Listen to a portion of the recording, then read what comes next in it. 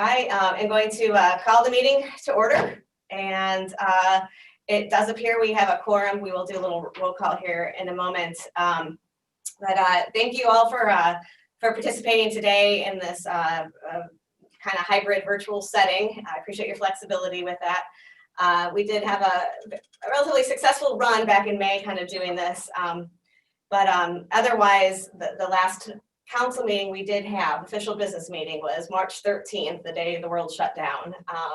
So glad we at least got that one in. And so I welcome you to this, what is considered fall ACHP business meeting.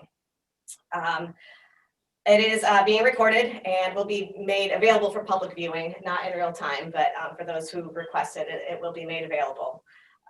So again, please just mute your audio when not speaking. The members have received a provisional agenda. I'd like to ask if there are any additions or amendments and a motion to adopt the agenda. I move we adopt the agenda. Okay, Jordan with a motion. Anyone with a second? Robert Simmons, the mayor, with a second. Shayla Shreves is appointed to be the recorder for today's meeting. Again, welcome everybody in the Zoom format, and appreciate your patience. We have, since our March meeting, since we did a swearing in for Jay vote at the time, we've got quite a few newly appointed members since that time. Also, since as of 2 days ago, Jay is now retired from the state of South Dakota as a state historic preservation officer, and we welcome him. We are grateful for his role in the ACHP and his retirement for fun. So congratulations to Jay. I understand there was the governor of South Dakota declared, I think 2 days ago, Jay Vote Day. So I'm congratulations on that. Thank you, Amy. So we're just tickled in the national preservation sphere here to still be able to utilize you. I would like to do just a brief little go around with the new members and have them say just a few words and say a quick hello. And we're going to go a little bit in order here. I'm going to start all the way here in the back here with Rick Gonzalez, our vice chair and expert member. If you'd like to say just a quick hello and a few words. Hello, everybody. Rick Gonzalez. I'm in West Palm Beach, Florida, where it's a lot warmer than here, but I'm happy to be here today and participating in our business meeting. Welcome, Rick. And Rick is also on our traditional trades task force and historic architect extraordinaire. And we've got Mayor Simmons here in our mayor position. Ooh, that did not work. Sorry, I'm just going to keep it still and pan out. Mayor Simmons from Meridian, Idaho. There, if you'd like to say a few words. Yeah, I just really appreciated the opportunity to spend time with all the staff yesterday and learn more about what they do at ACHP, and I feel much more educated and ready to jump in. So thank you to everyone for all their time and energy yesterday. Yes, that was a great new member orientation. And we've got Mr. John Finley on the Zoom call. Hi, very happy to be attending my first meeting. There was a great orientation yesterday. Thank you to Amy and the staff. Feel much better prepared after yesterday than the day before. Thank you. Thank you. And Christopher King joining us too from Charleston, South Carolina. Good morning. Really pleased to be here, and just would echo the comments already shared. I was fortunate that Amy was able to come down and visit with me a few weeks back and give me a little bit of a orientation and overbook, and got my notebook with all my information, and incredibly helpful, and the orientation was fantastic, and really trying to get up to speed on the incredible breadth of programs and the scope of the work of the ACHP. So looking forward to being involved. Thank you, Christopher. And finally, most recently is Luke Nichter, expert member. Good morning, Luke Nichter, history faculty member at Texas A&M, and spend a lot of time in Ohio, also where I'm from, especially these days when there's no classes on campus. And I just want to echo the remarks of the mayor and others, just the great reception and the orientation we had yesterday, and the conversation that continued over dinner. And so it's really been a nice way to be introduced to all of the activities that are going on here at the ACHP. Thank you so much. Just grateful for everyone's time yesterday with the new members and our new member orientation camp, and the entire staff of the ACHP had some role in it. Felt like we pulled off a Broadway production yesterday in the end, and it was really great. And then also just to note, I think we all heard that Maureen Sullivan retired from Department of Defense at the end of September. Michael McAndrew, Deputy Assistant Secretary of Defense for Construction, is the new designee for the Secretary of Defense. So welcome. Thank you. Nice. Yeah, I know I've got a lot of, I don't have a lot of expertise that Maureen had, obviously, but I'll do what I can to keep this program running with the department. Great. Thank you so much for joining us today. And then on the call, or on the Zoom call, just a real quick introduction to make sure I can also do this roll call at the same time. We've got Jay Vogt, and Jordan Tannenbaum is here with us in person. From Interior, I believe it's Carolyn Hall. Ryan, yes, thank you, Caroline.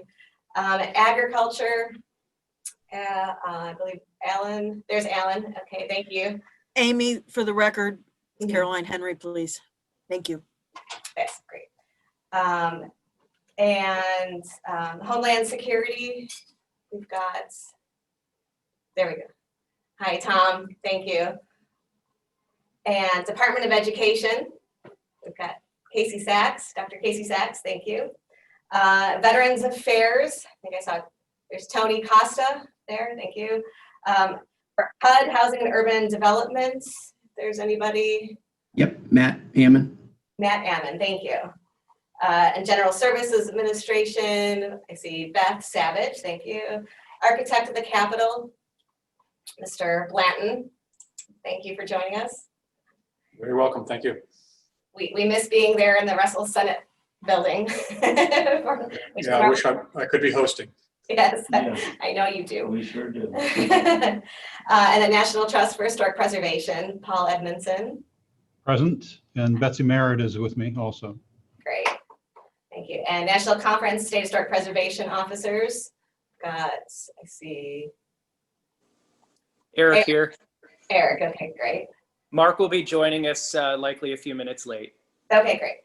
And then National Association for Tribal Historic Preservation Officers. I see bright and early in the morning here. I knew I saw her somewhere. Shasta. I'm here. Okay, Hello. Mhm. And Yeah. Valerie is here as well. great. And then we've got, of course, our Native American, Native Hawaiian member, Reno Franklin, also bright and early in the morning for you. Yep, good morning, everybody. Good morning. Right. Thank you for tuning in at 7:30 a.m. And then we've got our observers, National Association for Preservation Commissions. Corey, I know I saw you up there. Yes, good morning.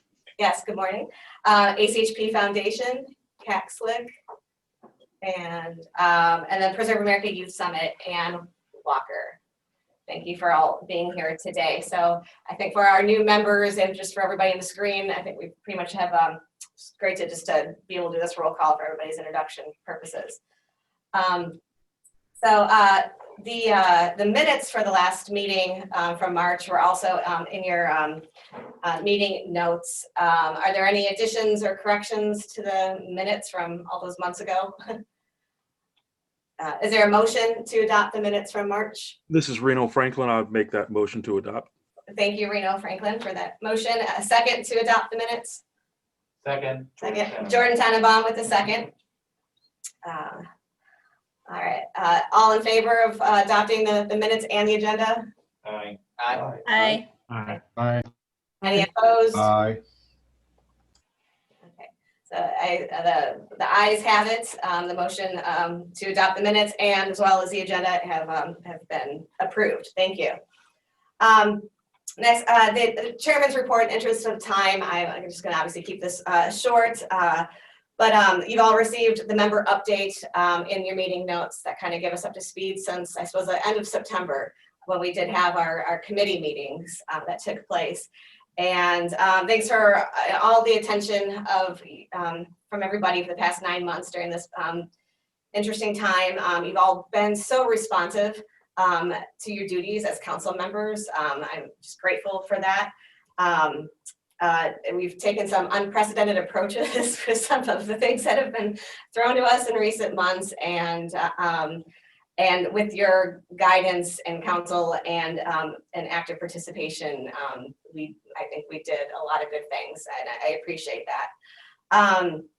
I'm just particularly proud of our work too, and the success with some of our task force and working groups. You'll hear a little bit more about them, but especially with the creation of the trades training task force and the policy statement that you all so graciously adopted in late October.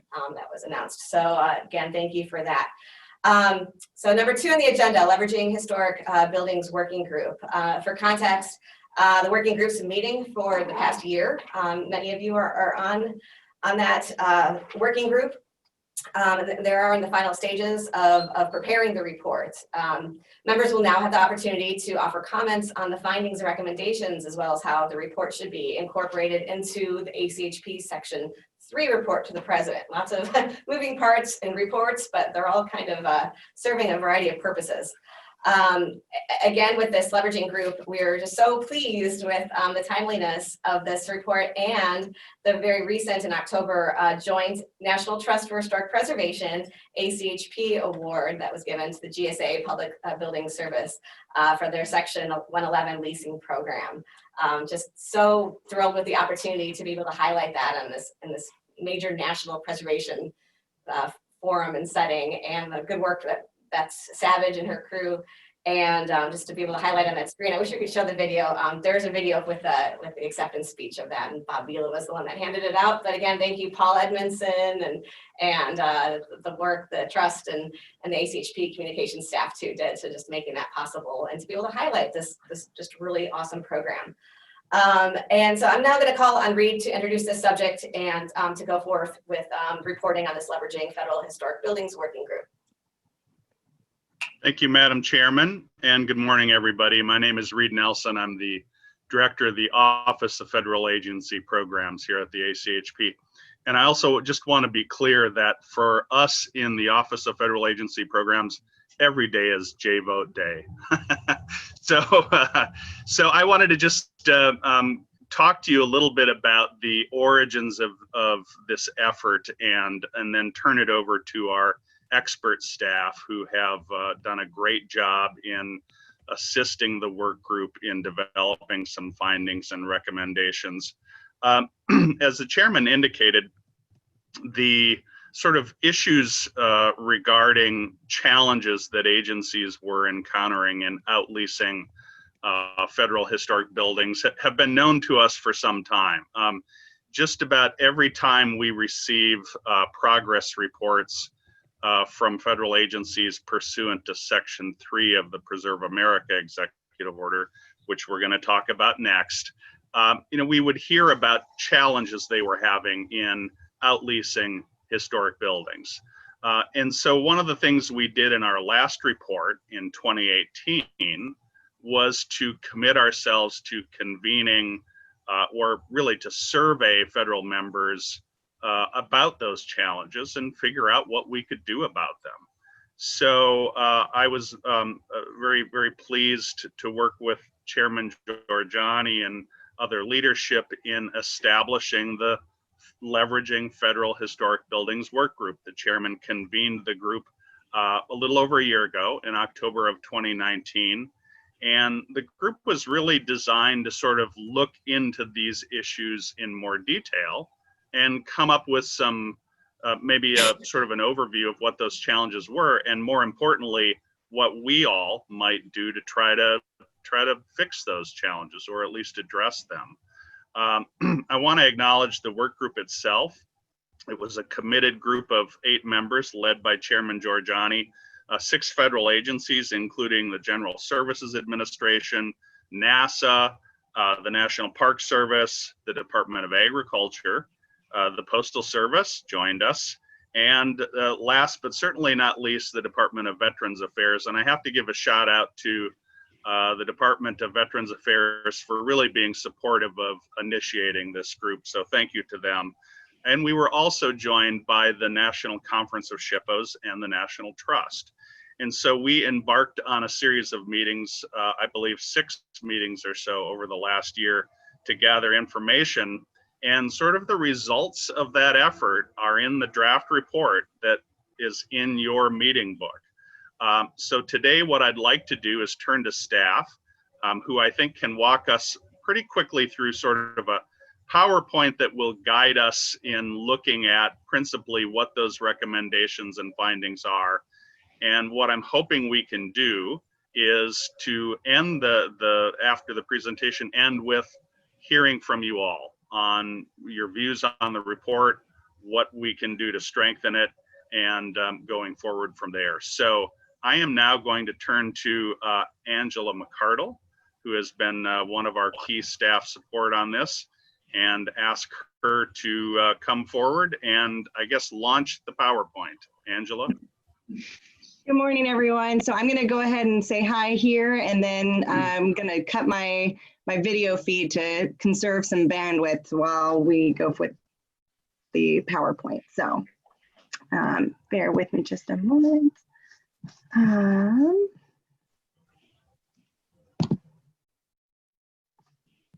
All right.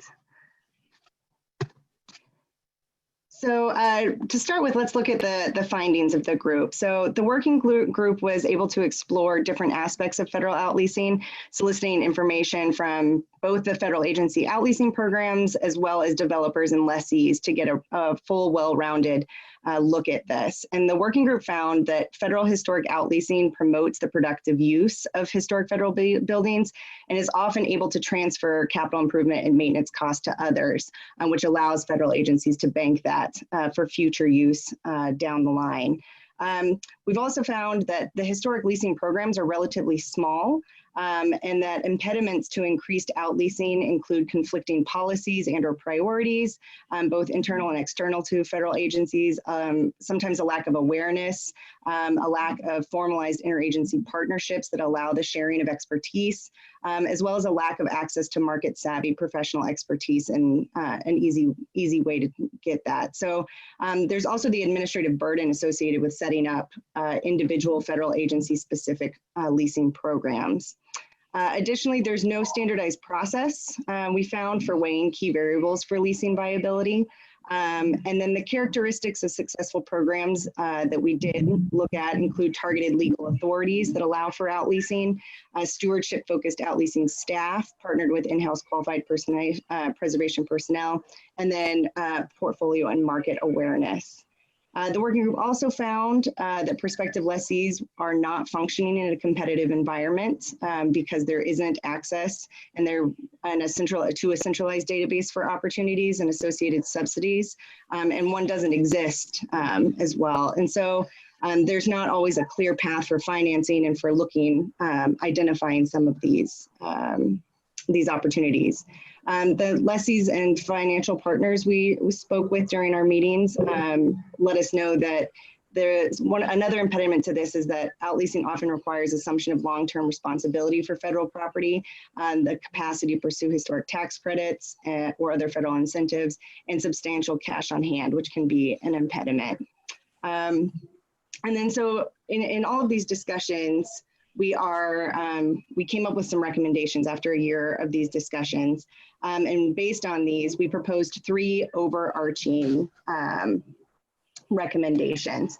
And these recommendations our first one was to foster greater interagency coordination and administrative efficiencies.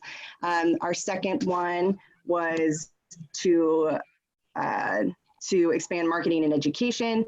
And our third one was to incentivize leasing policies. So we'll start with, this is the meat of the report that you've got. It starts on page 3 in your meeting tab 1 if you're following along from that meeting book. But so our first recommendation to foster greater interagency coordination and administrative efficiencies is to formalize a process for sharing existing expertise and resources. And that's specifically working with GSA's Section 111 OutLeasing program that Chairman Giorgiani just mentioned, award-winning one, to identify and promote a standardized process that facilitates other federal agencies being able to access and use that expertise in their market resources. A second action item under that first recommendation would be to coordinate with the Department of Housing and Urban Development, working with them to assess where we can promote federal outleasing of historic buildings and where that can assist with addressing affordable housing concerns. And simultaneously working with HUD to update ACHP's 2006 policy statement on affordable housing and historic preservation to incorporate outleasing as one of the avenues to pursue in affordable housing efforts. A third recommendation was to improve accessibility of information for federal agencies, prospective lessees, and partners, working with possibly GSA's Office of Government-Wide Policy and the Federal Real Property Profile, figuring out how to best centralize and make accessible federal agency pertinent data to allow non-federal partners to access opportunities and for federal agencies to identify those properties in their inventory that are viable candidates. And then as well as working with our working group members and others to establish contacts to collaborate with some external partners that we didn't have as part of this working group that would benefit in networking between SBA and HUD, Department of Commerce, and others to try and promulgate information about federal outleasing opportunities.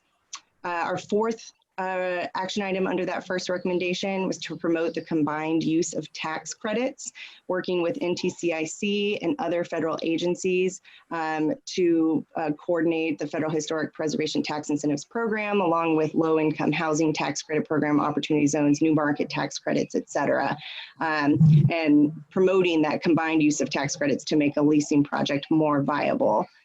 And then exploring opportunities to also coordinate. Our last recommendation is to explore opportunities for improving the coordination of reviews with state historic preservation offices. A lot of these outleasing programs pursue the historic tax credit and go through separate review procedures. And so one of the recommendations was to try and coordinate a review with that, exploring different opportunities there. So our second overarching recommendation was to expand marketing and education. And this is basically 2 action items here to incorporate the findings and recommendations that the working group has made in training, our own ACHP internal training, our webinars and e-learning courses, et cetera. And then also to look for opportunities to participate in thematically relevant conferences and panel discussions that are outside the historic preservation realm. So we can kind of get the word out to other communities that might be interested in taking advantage of federal historic building outleasing. And then the final recommendation is to incentivize outleasing policies. And our first action item under that was to explore revisions to reduce the footprint and federal budget scoring policies, working with other federal agencies to look at getting outleasing to count towards strategy goals and get outleasing to count towards that, reduce the footprint total that federal agencies are looking to report on. And our final one is to issue an executive order, to pursue the issuance of an executive order to encourage adaptive use of historic federal buildings via outleasing. And there's several recommendations in there on what could be within an executive order encouraging that, but the overarching thing is to encourage that across the federal government. So the draft that you all have in your meeting book is updated from a couple of internal revisions we had and includes comments that we received from both USDA and VA. And we just recently received comments on the draft from GSA as well. So thank you to all those partners definitely be incorporating those in the final version. And just to let you all know as well, we're working on incorporating success stories from each of the working group federal member agencies, as well as a blurb about GSA's recent award for federal partnerships in historic preservation for their 111 outleasing program.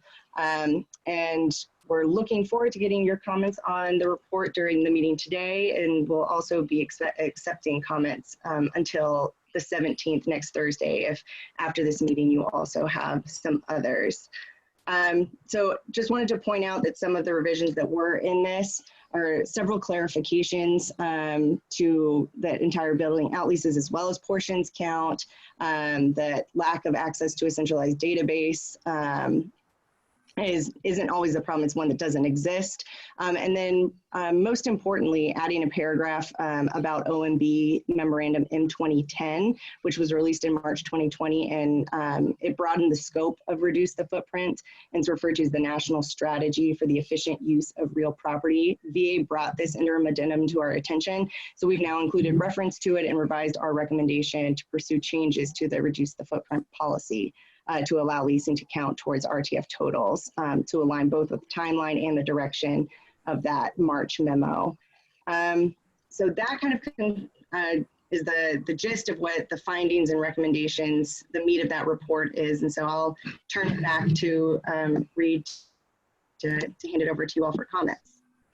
Thank you, Angela. And I appreciate you walking us through sort of the highlights of that report. We wanted to just sort of remind you of the key findings and recommendations. You do have the complete draft report in your meeting book, and hopefully you've had a chance to look at that. I think today what we're really hoping to hear from you, since you've seen sort of outlines of this report and now that you've seen the report, have we crafted the case accurately and well? Are there ways we can strengthen and improve the report?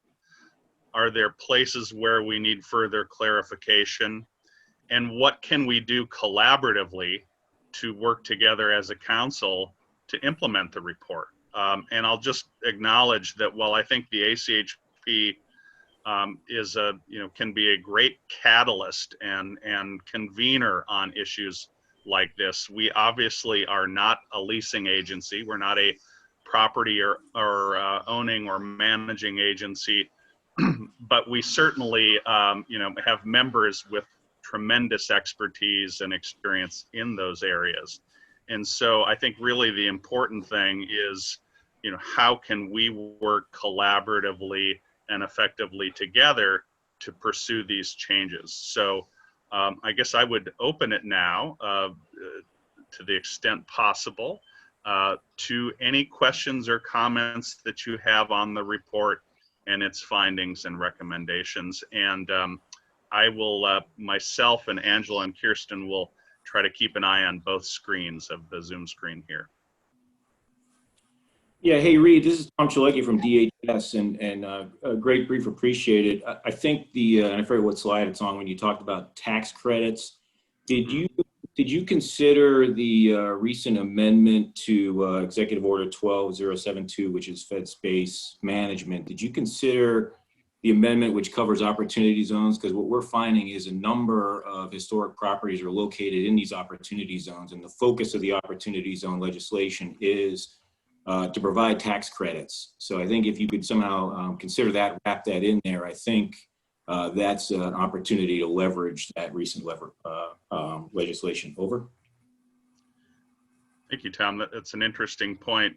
Kirsten or Angela, can you speak to the extent that which we may have looked at that, or whether that's come up thus far?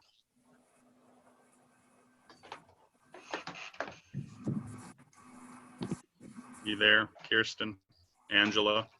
Sure, can you hear me? Yes. Yes, that's wrapped up in that when we were specifically looking at combining the historic tax credit with some of those like opportunity zones. And that was something when we were speaking with lessees, they were very interested in doing that. So that amendment to it that explicitly calls that out is definitely one of those things that we'll be pursuing and on that recommendation moving forward. Great. Great, thank Thanks. you. And Tom, we'll be clear about that. Thank you.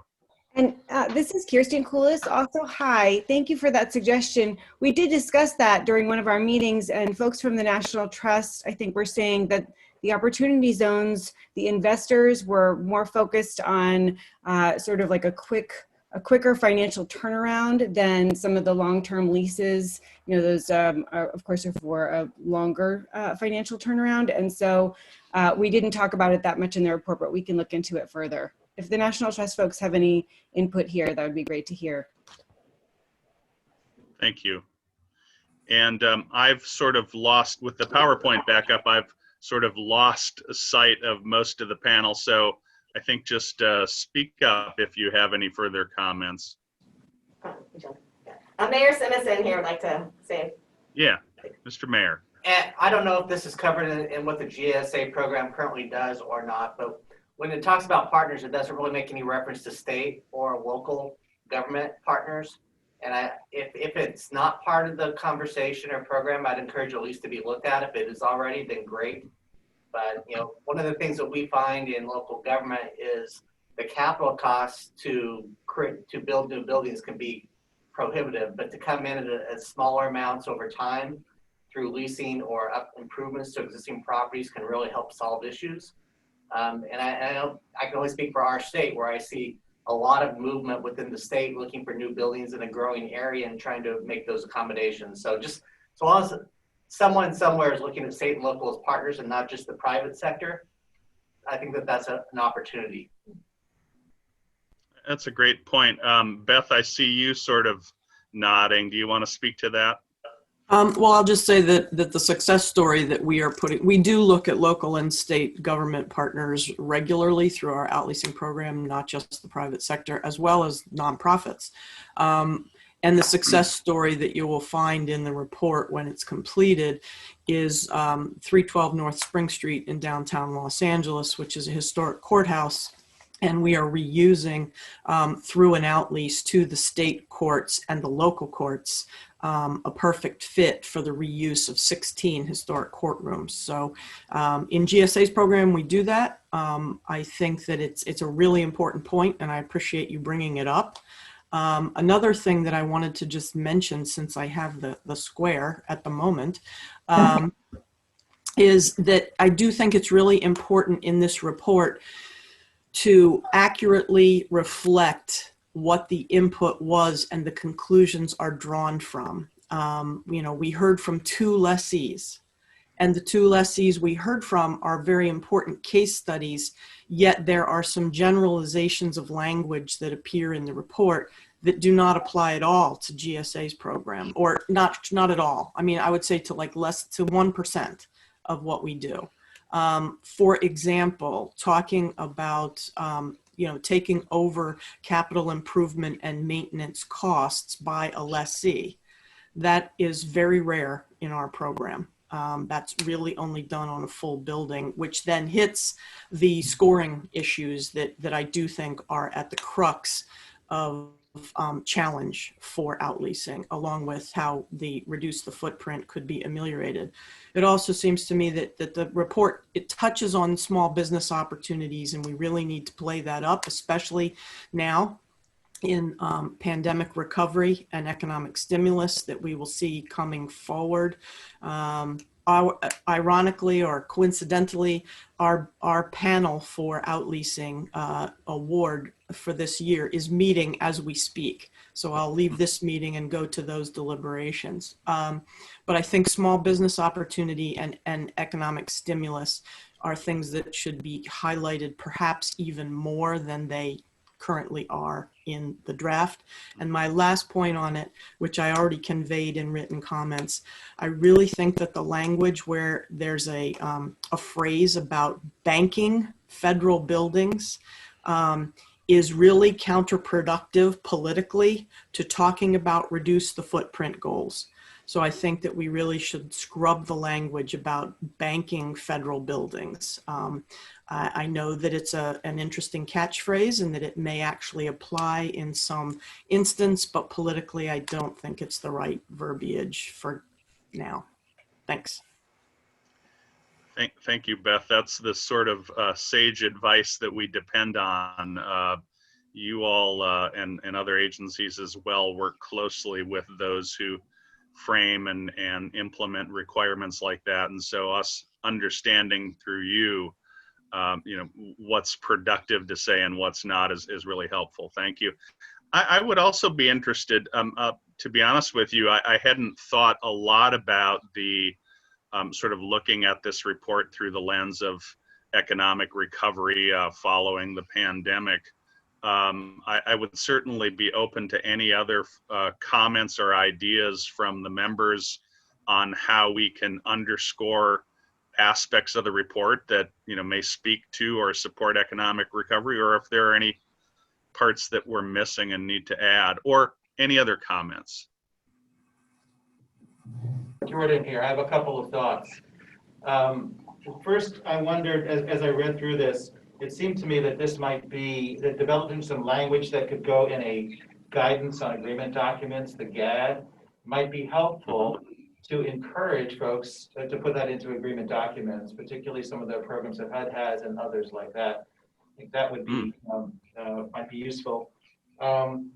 Also, in building a little bit on what the mayor said, I perhaps to build up a little bit more of the nonprofit opportunities with nonprofits to take some of these leases on.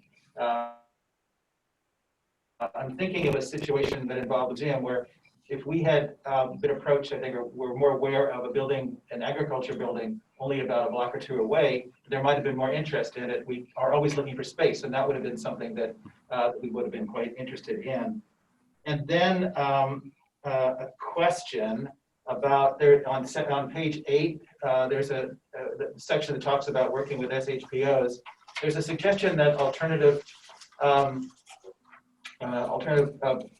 program issues might be something that the 800.14 section might be something to look at.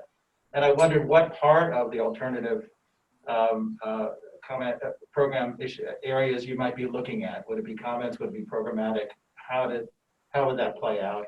And finally, just a suggestion, I had a lot of work in this area with the Coast Guard in terms of the lighthouses and other areas. They may be, you may have already touched base with them, but they might be a good group to include too, particularly in the report, in the case studies, the success stories that you're doing. Certainly they have a number of success stories that might be helpful in informing this discussion.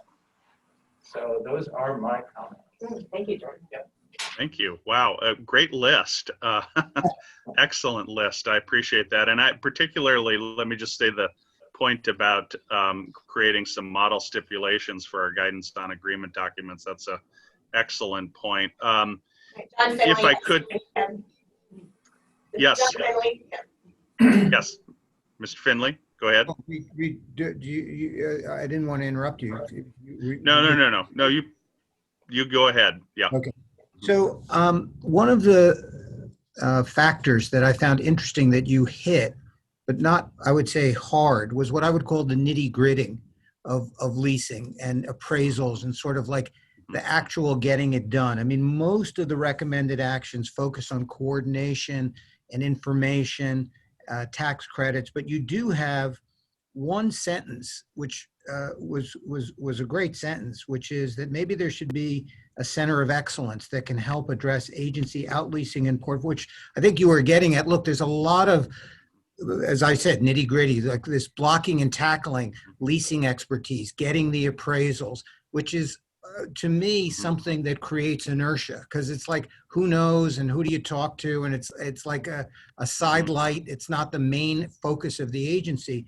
And what I was curious of, you almost didn't, you were like very cautious in suggesting this center of excellence. Like, I'm kind of going to throw it out there, but I don't really want to make it a pure recommended action. And I'm wondering, is the reason that you already know the practical difficulties of doing it? Because in the private sector, if you had 8 portfolio companies, 50, 90 portfolio companies, you'd never have each portfolio company have there'd be many kinds of expertise that you wouldn't put at each portfolio company. What you would do is say, let's have an overall, center that would provide those services. And yet you seemed almost hesitant to put that out as a clear recommendation. Yeah, well said, I believe. And we have discussed that idea as part of our work group meetings and informing the reports a number of times.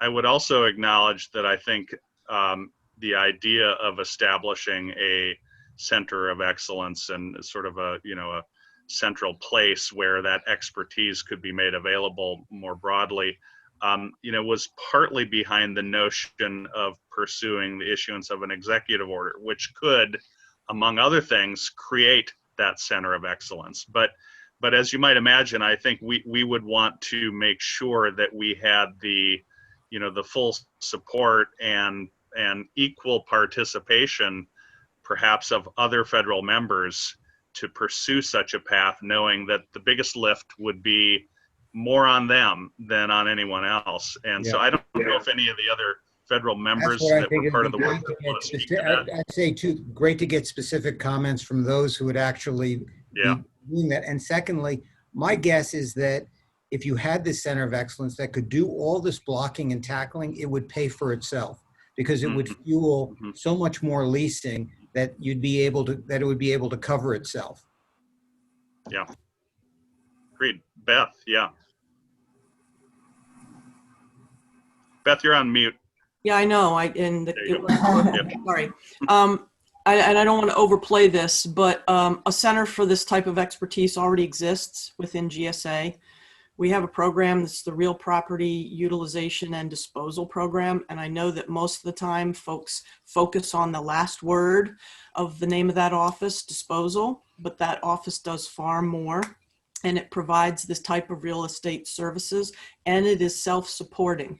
It's a fee for service, and they bring in the appropriate expertise for the market, for appraisals, it is the center that was the success behind the Moffett Field outlease on behalf of NASA to Google for over $1 million a year. So I think that if we were going to talk more about the center of expertise, and I know that how tough it is to get things done, and also what the sort of backlash against executive orders may be in the near future, regardless of the validity and the usefulness of them, it may be useful to look at existing infrastructure and how this report might help bolster that. Beth, is it, I'm just curious, from your perspective, are there opportunities we might pursue to make that center that you all manage better known and more universally available to federal agencies and understood by lessees? I mean, I know that you all put a lot of work into that program and that it is generally understood, but I think part of what we've heard throughout the last year is that not everyone is aware of it. Not everyone's using its, all of its features. And it's not clear to me whether developers themselves in the private sector, are sort of aware of what's happening there. What are your thoughts on that? Well, I think that marketing it further to federal agencies to make use of it for their properties, I think would be very easy and to do, and I think would be very useful.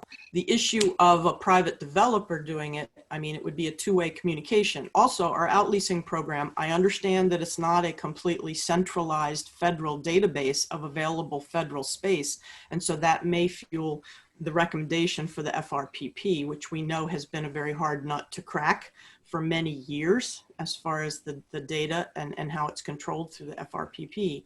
But we have an online publicly accessible database of all excess space available in GSA buildings nationwide currently on our outleasing page. So pulling some of those things together and then looking at how that foundation may inform the larger prospect. So I think marketing those available services to federal agencies is absolutely a must for this recommendation. Thank you. Chairman Giorgiani, any further thoughts or questions from you or from any of the other members?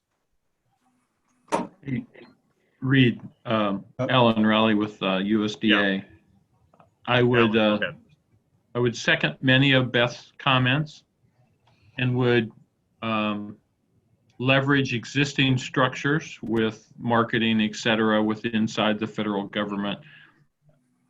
An unanswered question for me about a center of expertise is how to resolve the differing authorities within agencies. So USDA and Forest Service has some property direction and policy that's different than GSA and different than Department of Defense. And so I just don't know how to bridge all those, and building off of what GSA does in terms of marketing their existing group would be a good move. Thank you, Alan. Fair point. Paul? Reed, first of all, and Madam Chairman, I want to thank the Advisory Council and staff for this report. This is a very important area, obviously, and addressing these issues can really advance the cause of historic preservation, but it also can advance our general interest in economic efficiency, throughout the government as well. I think the report is very good. The comments here have been very helpful. Reed, I think your note about the kind of the context we currently live in and are probably going to be going into in terms of addressing issues such as economic, further addressing economic issues across the country, infrastructure, and even climate change. I think that entire context makes this even more important. I think that's something that you may want to think about beefing up in terms of the contextual part of this in the introduction. The comment I have is really quite specific, relating to the recommendations on incentivizing outleasing policies, and particularly the first recommendation. My suggestion is that we look at the language of that recommendation. I think it should be stronger. This is the recommendation that relates to reduce the footprint guidance. And the recommendation is simply to explore revisions to RTF. And I think that as the Advisory Council to the Administration on Historic Preservation, recommending changes to the RTF policy that address the disincentives for outleasing is really critical. And so I would recommend that we, at the report, go beyond simply exploring revisions to recommending revisions to the RTF. And instead of simply engaging OMB to assess the feasibility of allowing outleases to count towards agency strategy goals, to actually recommend that outleasing be included as part of agency strategy goals. So that would be the National Trust recommendation to strengthen that language. But again, hats off to you and the staff for this important work, and the members of the committee, and to you, Madam Chairman, for pursuing this. Thank you, Paul. Great points. Thank you, Paul. Yeah, I'd just like to reiterate, December 17th is when we're kind of collecting the remaining comments that any members may have. So we're pleased to be able to use this venue and setting to kind of have these discussions and get more background and context for all the members. And so please, between Kristen and Angela and Reed, any other further questions or comments related to it, we're certainly happy to further discuss. And I know that several of our new members do have a private real estate background, and it's that kind of expertise that is just invaluable for us to be able to hear on. So any other further comments from anybody else on the council? Okay, Okay, seeing none, I did fail in this. I feel like I'm in Galaxy Quest here with this setting. John Fry is one of our You newest did have, members. Amy, you had one comment. Anthony had his hand up. Was Oh, okay, waiting. sure, of course. Tony, yes. Tony, sorry, man. Yeah. Thank you. First of all, I want to thank ACHP for the leadership getting the work done. Meetings were great. I want to loop back to the Center of Expertise discussion. Maybe one thing we can think about is each agency is so different from the standpoint of its capacity, its inventory. And so maybe, Beth, at GSA, we can think about developing a little bit of a maturity model checklist. I think it would help agencies understand what their needs are and then respond accordingly, because you're absolutely right. GSA has a fair number of tech vehicles to help with certain aspects of the program. So that might be something to think about. Secondly, one issue I posed early on, and we didn't spend a lot of time on it, and I understand why. The work we did was, especially with all the work that went into developing the report, is just terrific. There is an open question regarding, when does it make sense to actually move a property out of the federal inventory? And we didn't really follow through on that issue. I believe it's an important one over the long term because there are circumstances where it actually makes more sense for an agency to decide to move it out of the inventory, and we'd still move forward with both economic development and preservation objectives, but it might be more appropriate and cleaner from the standpoint of potential partners if they don't have to deal with some of the regulations and the processes. So again, I don't think it needs to be in the report, but I hope at some point we can have that kind of discussion. Thank you. That's a great point.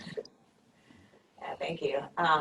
Anybody else on the council for on this leveraging working group report? So again, December 17th, we'd love to hear any further feedback on this document. And if it needs to go out in a different format for anybody easier to look at, Word, or I don't know if we only have it digitally or through a link or what, but anyways, whatever we can do to assist, we can get that back out. I did fail to introduce John Fry, State Representative of Connecticut, who is our one of our new members as well. I know he was having some Wi-Fi issues as well, but he is here at the meeting as well and joined us yesterday for new member orientation as one of our new general public members. So again, welcome, John Fry. So the discussion here on the oh, he's here. Hi, John. Hi there. Thank you so much. I look forward to joining in person as we get rid of this four-letter word called Zoom. Hopefully soon. But thank you for the welcome. And yesterday was very interesting. And I look forward to working with the group down the road. Great. Thank you. So yes, this discussion with the Leveraging Historic Buildings Working Group ties in very nicely to our next topic, topic 3, the Section 3 report to the President.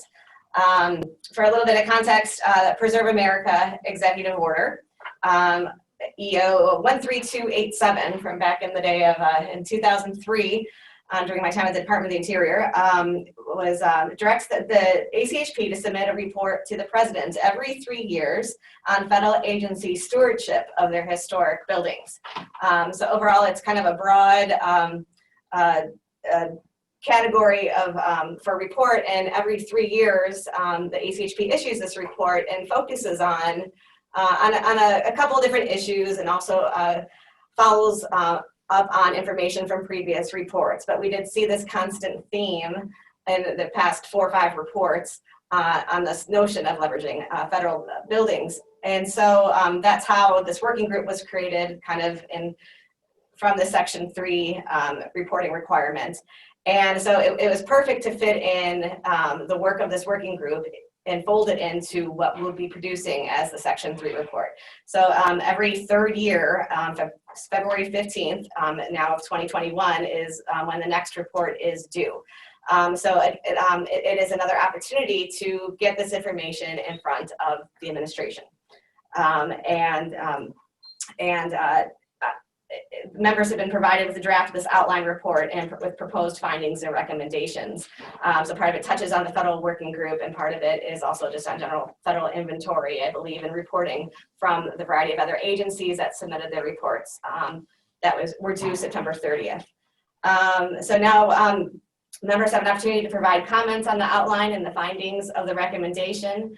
Again, we'll be calling on Reed here. His shop has been very busy with these reports to address this subject, and with Tom McCullough with the presentation.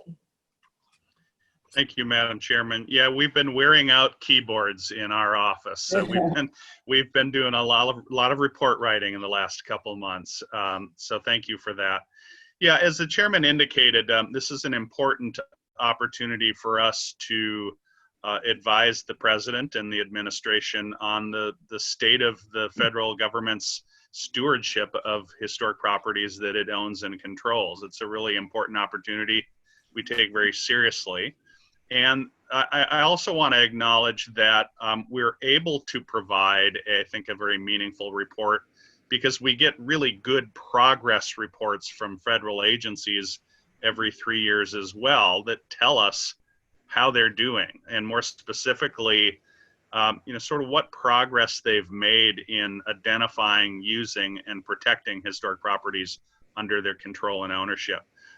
Frankly, I thought this year, because all of our minds are on so many other things and unexpected things, that we would see a sort of a dramatic decrease in the number of progress reports we got, but we actually got quite a few. Some a bit late, which is often the case, but I think we really got a good set of progress reports submitted to us. So staff have been pouring through those reports and also sort of taking the experience we've had in interacting with those agencies and others over the last 3 years on sort of thematic issues.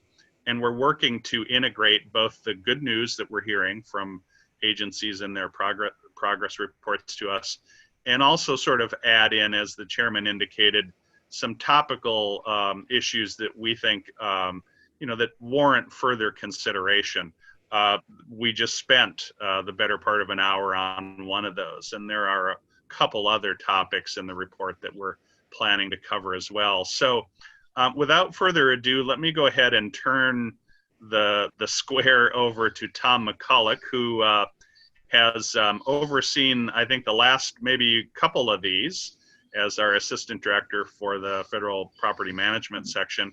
And he can just sort of summarize for us, just in sort of quick fashion, what we heard and received from agencies and where we are in developing the report. Tom, take it away. Hey, sure, thank you. As Reed and the chairman noted, the focus of the report is on how federal agencies are identifying, using, and protecting their historic properties under their ownership or control. And what we're trying to do is talk to agencies about how they've improved over the last 3 years.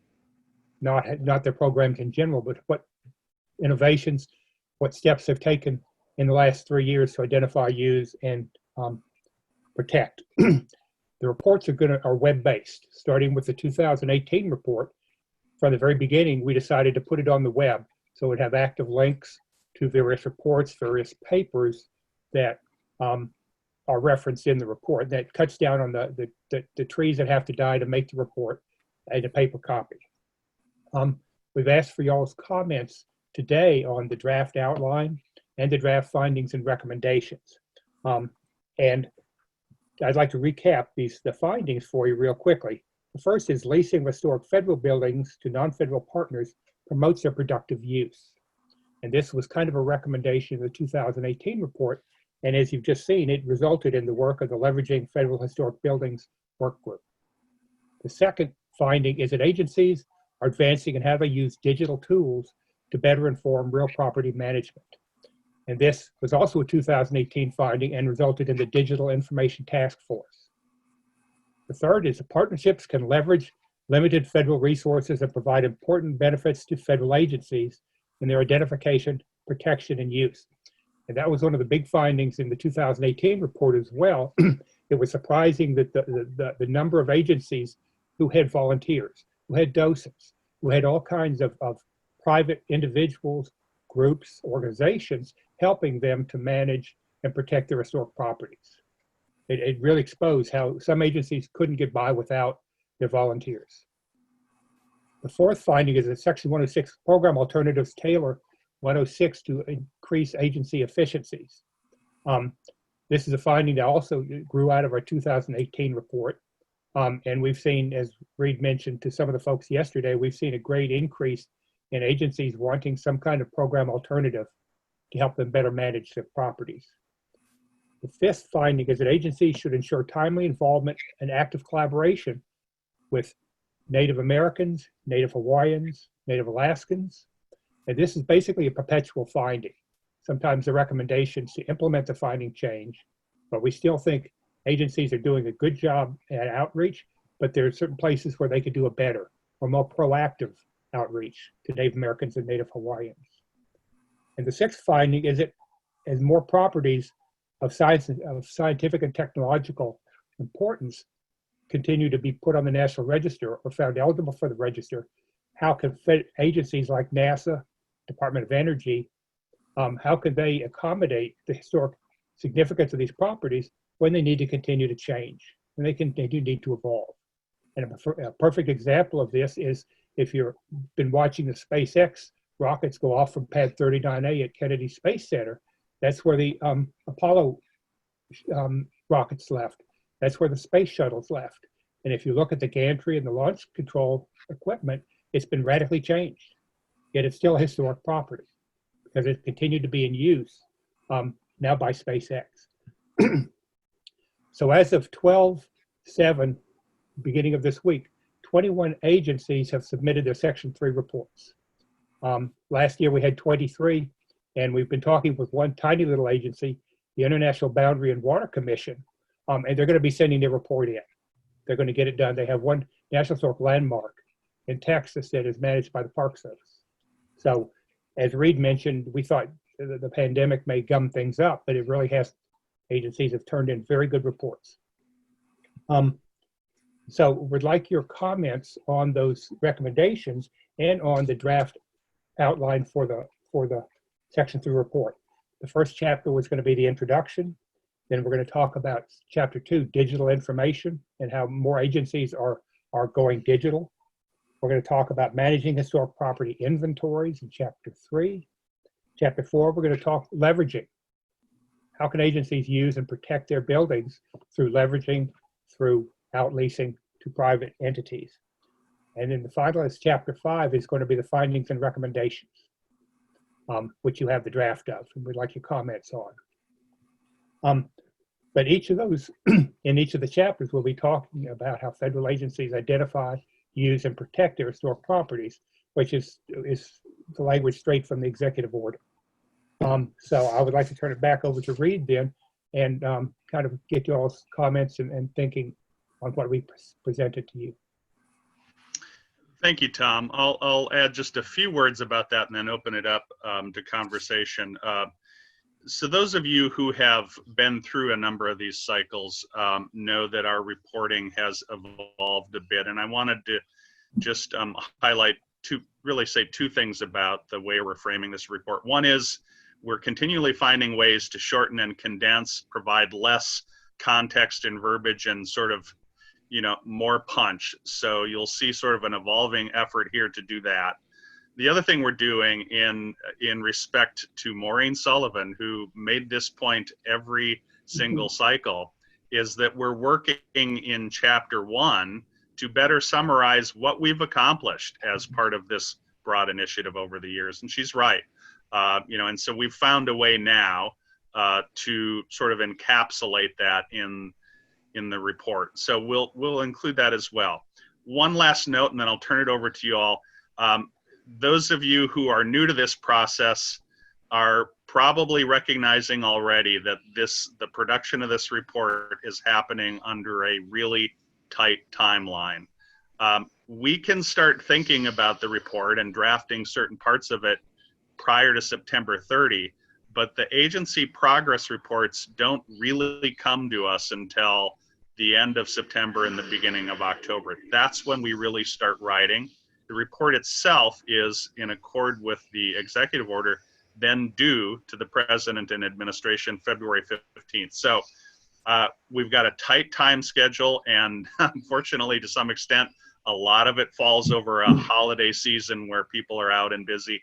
We recognize that. We're doing everything we can to try to get drafts to you at a time when you'll have the chance to look at it. But just understand that to some extent, some of these drafts are going to get to you at times when certainly we know you've got other things to do. So what we tried to do today was to provide a much more detailed sort of run through of the chapter that Tom talked about with the findings and recommendations, because I think frankly that's where your input is most critical to us. What you see with the rest of the chapters is an outline. So we're certainly welcome any comments you have on the other chapters as well, but we're hoping especially to hear your thoughts about findings and recommendations. So let me go ahead and open it up to the members. Good morning, Reed. This is Shasta. Hey, good morning. I should say good morning, everybody. From freezing San Diego, where it's going to be a whole 60 degrees today. I know, it's cold for us. I have a bit of a broader question in just looking over the outline of the chapters and the table of contents. And that question is, how are we defining a historic property as far as what's listed in the historic properties inventory? Because, you know, for me, of course, as the NAFPO chair, my thought is, well, how are we defining tribal historic properties that are under federal jurisdiction or on federal lands? Yeah, good question, and one we have certainly worked with agencies and the FRPP and others to sort of refine over the years.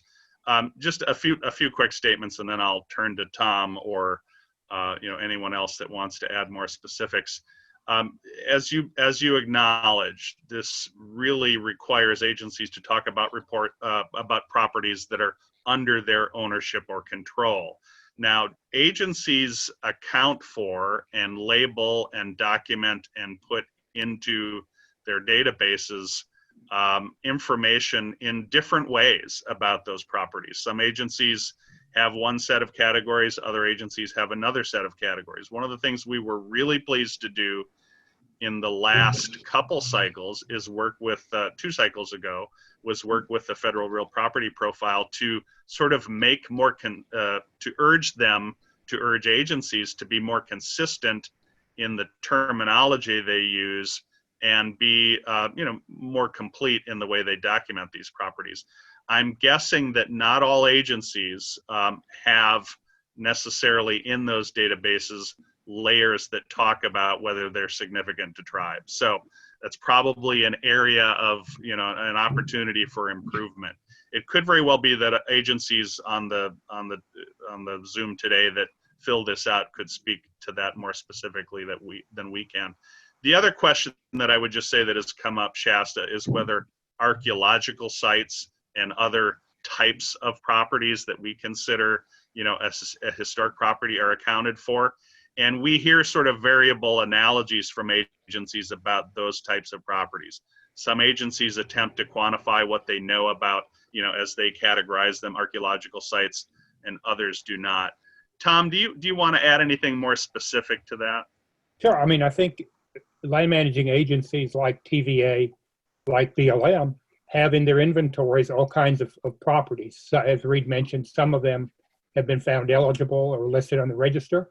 And what we see in the Section 3 reports is certain agencies talk about their 110 responsibilities to inventory, actually field survey acres. Others talk about, going into their databases and talking with folks about which properties may be eligible or not, what condition they're in. Do they need further protection? Because certain places like the Columbia Valley and the Tennessee Valley are hotbeds of looting and vandalism of archaeological sites. And TVA and agencies with the Columbia River are doing better and doing more to try to protect those properties. So, you know, whether it's called a 110 survey or not, we think that digital information, or the information once it's digitized, is going to help tribes, help SHPOs and others, to help the agency manage those properties. And that's been a highlight of these reports. Thank you, Tom. I have one, just somewhat of a recommendation on the structure of the report. Moving the finding and recommendations currently located on chapter 5, move them up to be after the introduction on chapter 1, so that there's more upfront punch to them. That's a great point. Thank you. Yes.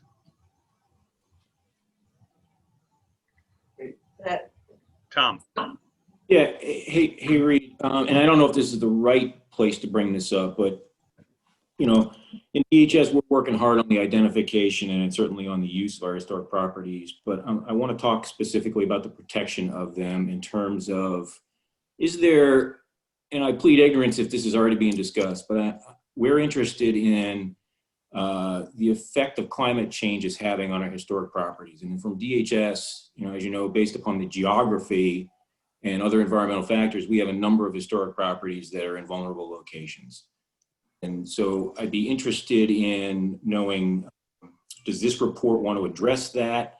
And if not, is there a different venue to talk about other mitigation strategies to handle this sort of thing? I mean, I think there's an opportunity here with this incoming administration with their focus on climate change. And I think if we were to get the effects on historic properties as a subcomponent to that discussion, I think we can help shape that narrative in a positive way.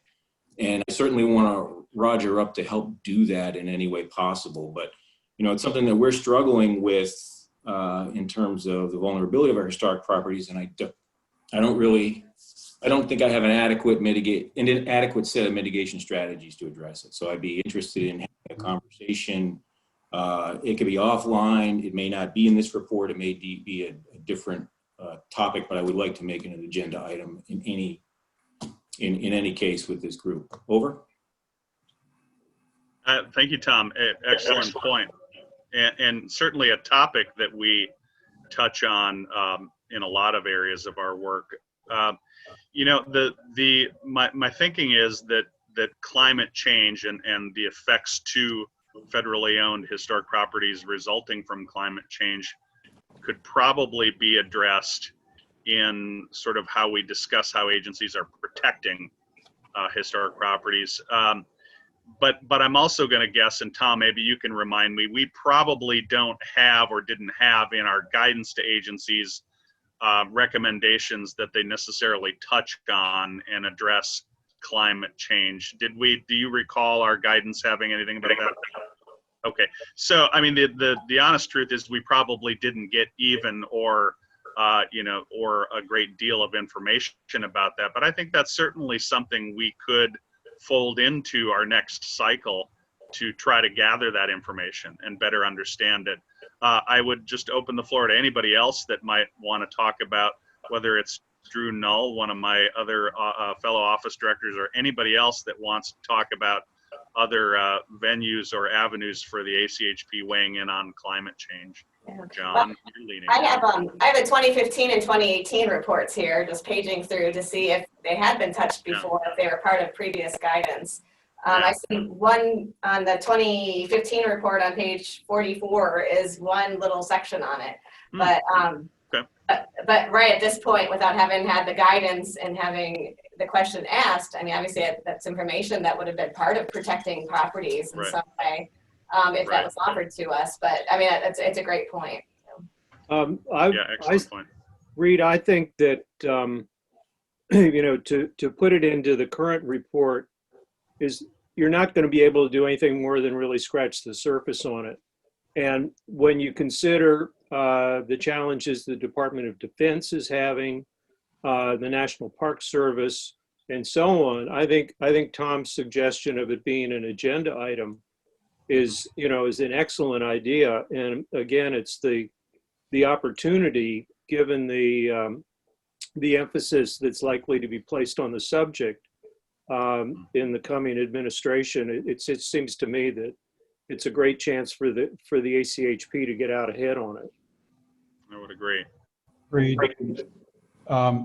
This is Paul. One thought. I think your points about protection against the effects of climate change are very important. I think there's a flip side, that there's some opportunities to advance the sustainability of federal buildings in many ways, and their contribution through solar. And so I suspect it's not an issue that was specifically flagged in your requests out to agencies, but I think it's something that the Advisory Council may want to focus on as well. I think with the number of federal buildings and so many of them with flat roofs, I think there's some real opportunities to use the federal infrastructure to address solar issues. So that's one comment, just picking up on the climate change. Another comment, I want to emphasize the importance, and I appreciate the focus on digitization and identification that the outline here and the recommendations and the findings include. As one of my colleagues, Tom Cassidy, continues to say, you can't protect it if you can't map it.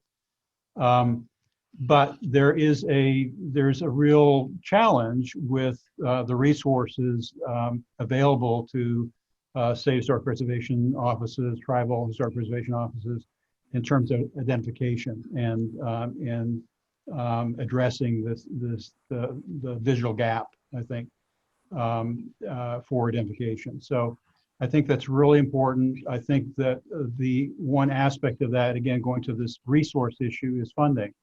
And so one of the suggestions, and we can provide these in writing, is that we actually identify as a recommendation increased funding for SHPOs and TIPOs for identification and expanding digital access to or sharing digital information on historic property. So a couple of quick comments.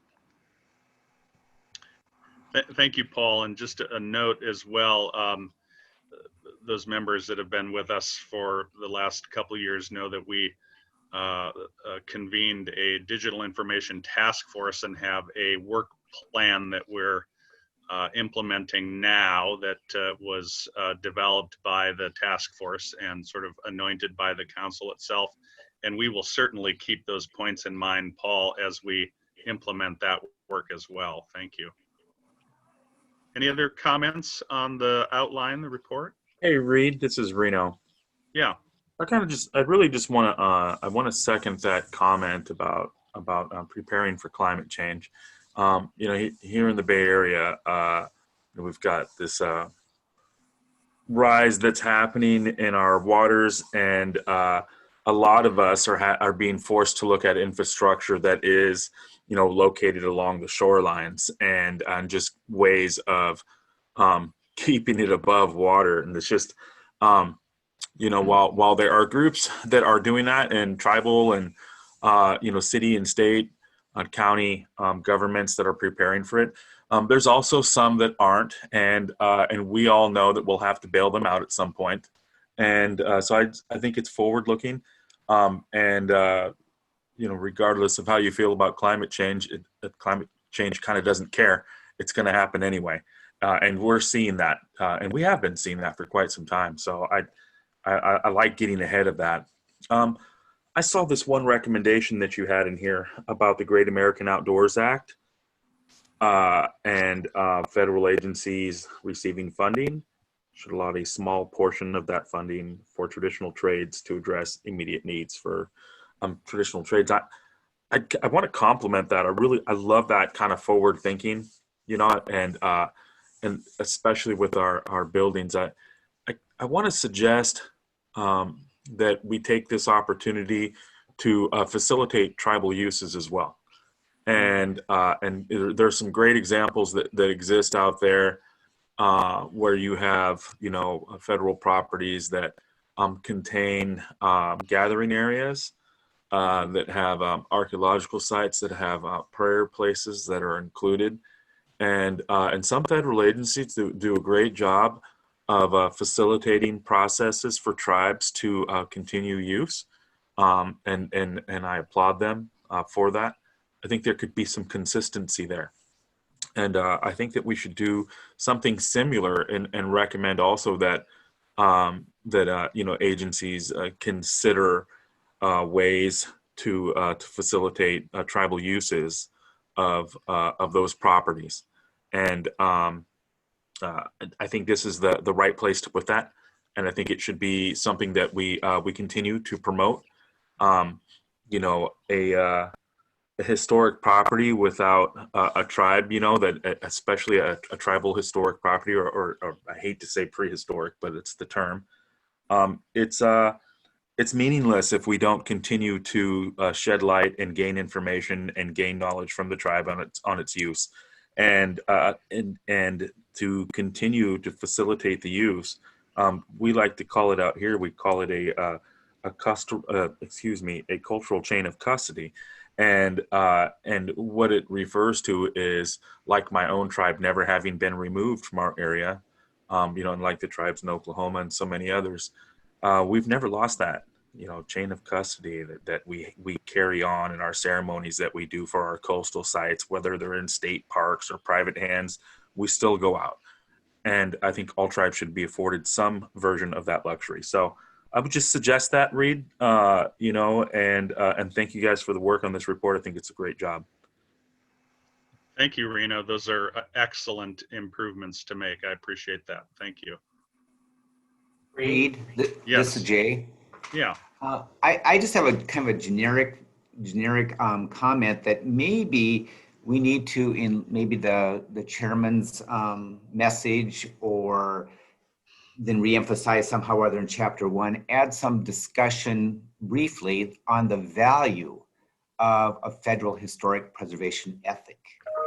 How, especially when we tie into the whole leasing aspect, of how can we continue to reuse our federal properties in a manner that takes historic preservation into account and can keep them in use. Because I think any building kept in use is going to be better used, stay in better condition than if it's sat and banked, as we talked about earlier. So nothing specific, but I just thinking some kind of generic phraseology about developing more of a value of a historic preservation ethic in the federal government. Yeah, that's a great point. The best way to protect a historic building is to keep using it, right? Yeah, I agree. And that's an excellent point. And we are still working on some of those components of the report. So that's a very timely comment, Jay. Thank you. Did I see someone else have their hand up? Mayor Simmons. Yes, Mr. Mayor. So finding 6, at least my understanding from this effort is this is based on the information you've heard from others, but I would suggest considering taking the science and technology modifier and putting it at the back of the finding. And I say that because, quite frankly, especially technology impacts all historic buildings and their use. While I don't want to pull the Band-Aid off the interwar housing conversation, but that is some of what you hear when you try to make a historic property usable. That's 50, 100 years old. The impacts of technology, especially, or changes in it, things that we may not control. The size of refrigerators change, and then you try to put that into a house. It makes it difficult to apply that standard. So while I understand it's very specific to maybe some concerns with space shuttles, but I think it applies more broadly and generally that science and technology, if you want to put solar on top of a historical property, it all applies, in my opinion, as compared to leaving the modifier where it is. So food for thought based on how you look at it. you. Appreciate that comment. Amy, you want- And Jordan? Yeah, just a Jordan. quick question, and this may not be the place for it, but is there any, would this report at all contain any information on our HBCU efforts and the programs that we've developed there, or is that outside the pale of this particular report? Training. Well, I think, mhm. Yeah. Yeah, I mean, I think, sorry, go ahead, Madam Chairman. Yeah. Okay.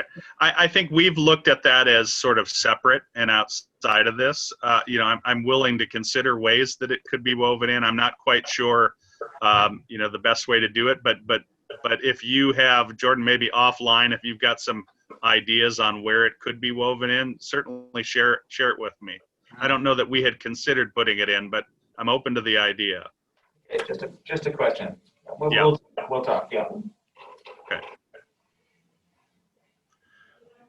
Madam Chair, seeing no other hands up, I think I'll turn it back to you, unless there are a hand that I'm not seeing on screen too.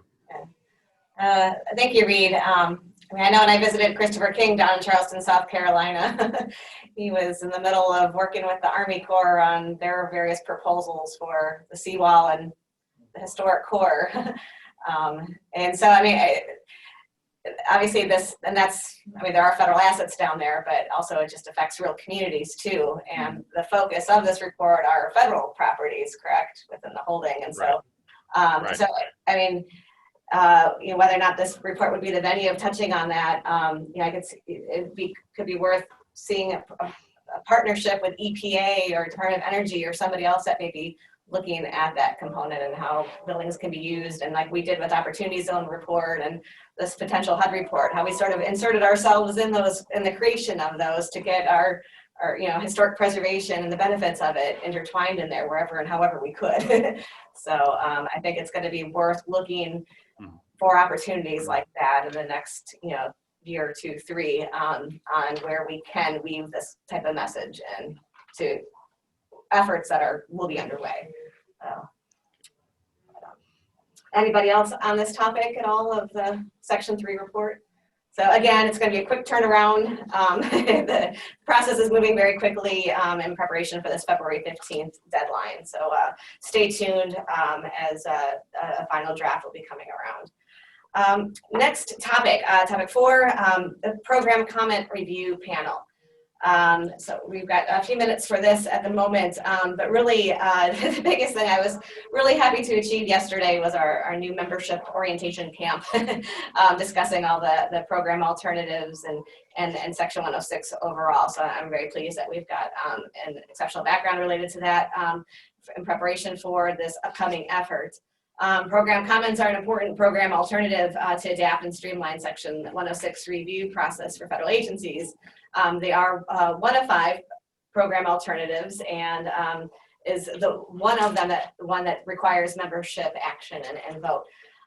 There has been a significant increase in requests for these in recent years. At the same time, there have been concerns raised about the process for creating program comments in general, how they were used and even, you know, what is on our website. So no, I have formed a panel, as I think I discussed earlier on this fall at one point, to review the program comment topic. I'll be chairing this small group, and joining it is Jay Vogt in his retirement. Reno Franklin, our Native American member, has agreed to participate, as well as Tony Costa with the Veteran Affairs Administration. And the panel will be holding our first meeting next week. And so today's discussion that you can have here will definitely benefit this group that will be up and running next week. So kind of wanted to get this discussion first for this panel to absorb for our meeting that's upcoming.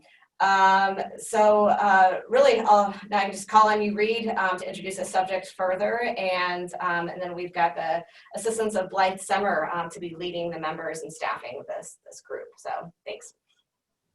Thank you, Madam Chairman. Yeah, this is a topic we've all been talking about a lot in the last couple years, and a lot in the last year. We know that agencies are pursuing a whole variety of program alternatives, sort of in numbers unseen in the past. And so what that's really required us to do is to sort of amp up and strengthen and expand our communication with you all about how those program alternatives that are being requested by agencies are being developed, and to make sure that they're being developed in a way that sort of meets your broader expectations as a council.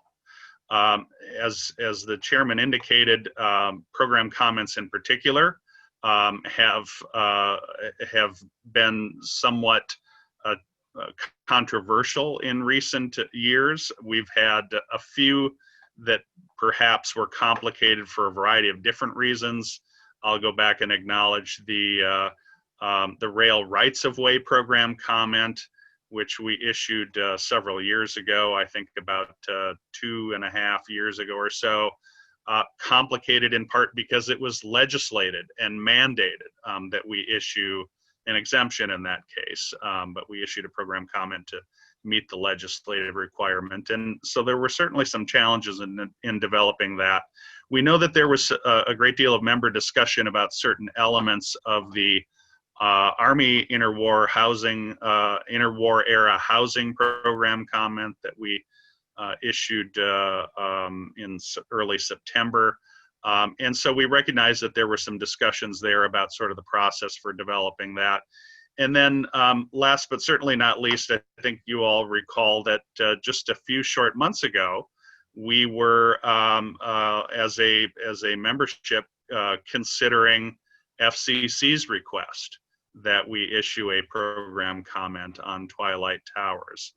And that one, just to sort of remind you, came up rather suddenly. And I think from our perspective, hadn't really been fully developed, and the consultation on it prior to the formal request to us was inadequate. And so I think all of those experiences and more collectively taught us that it was worth spending a little time looking at the process for developing program comments. And we very much appreciate the chairman leading this panel and look forward to working with the panel to do, I think, a relatively, a good and hopefully expeditious study on the process and things we can do to improve it. As is the case generally with program alternatives, I've asked Blythe Semmer in our office to take the lead in supporting the work of this panel and in helping us sort of carry out this analysis. So I'd like to turn now to Blythe and have her sort of give a little bit more detail of what we're looking to do today, and then maybe lead us through some questions. Blythe, take it away. Hi, good morning, and thanks, Reed.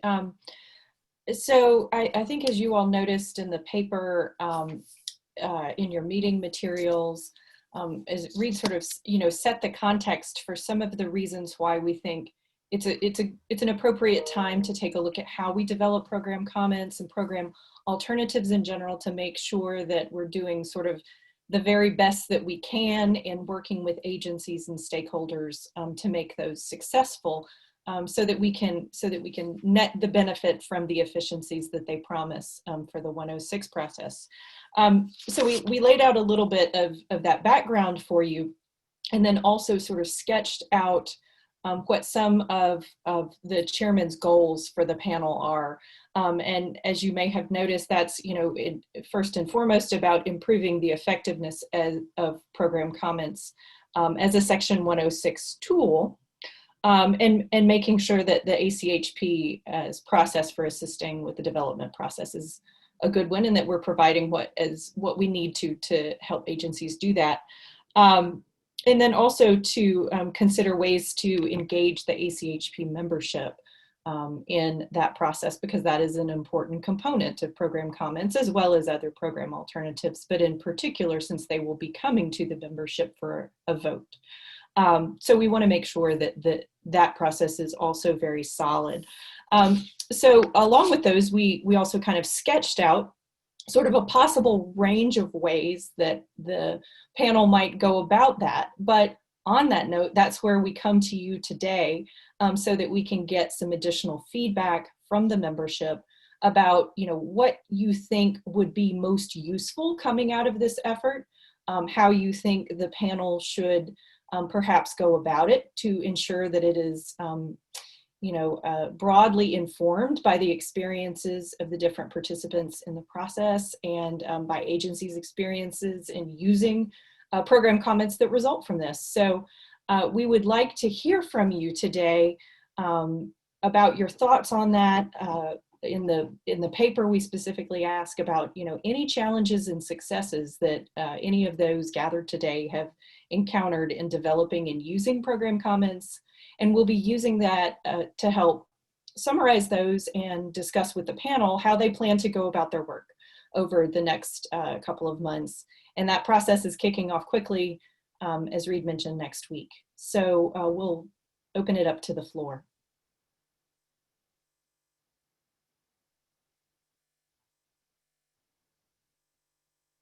Reed, let me jump in with a quick question.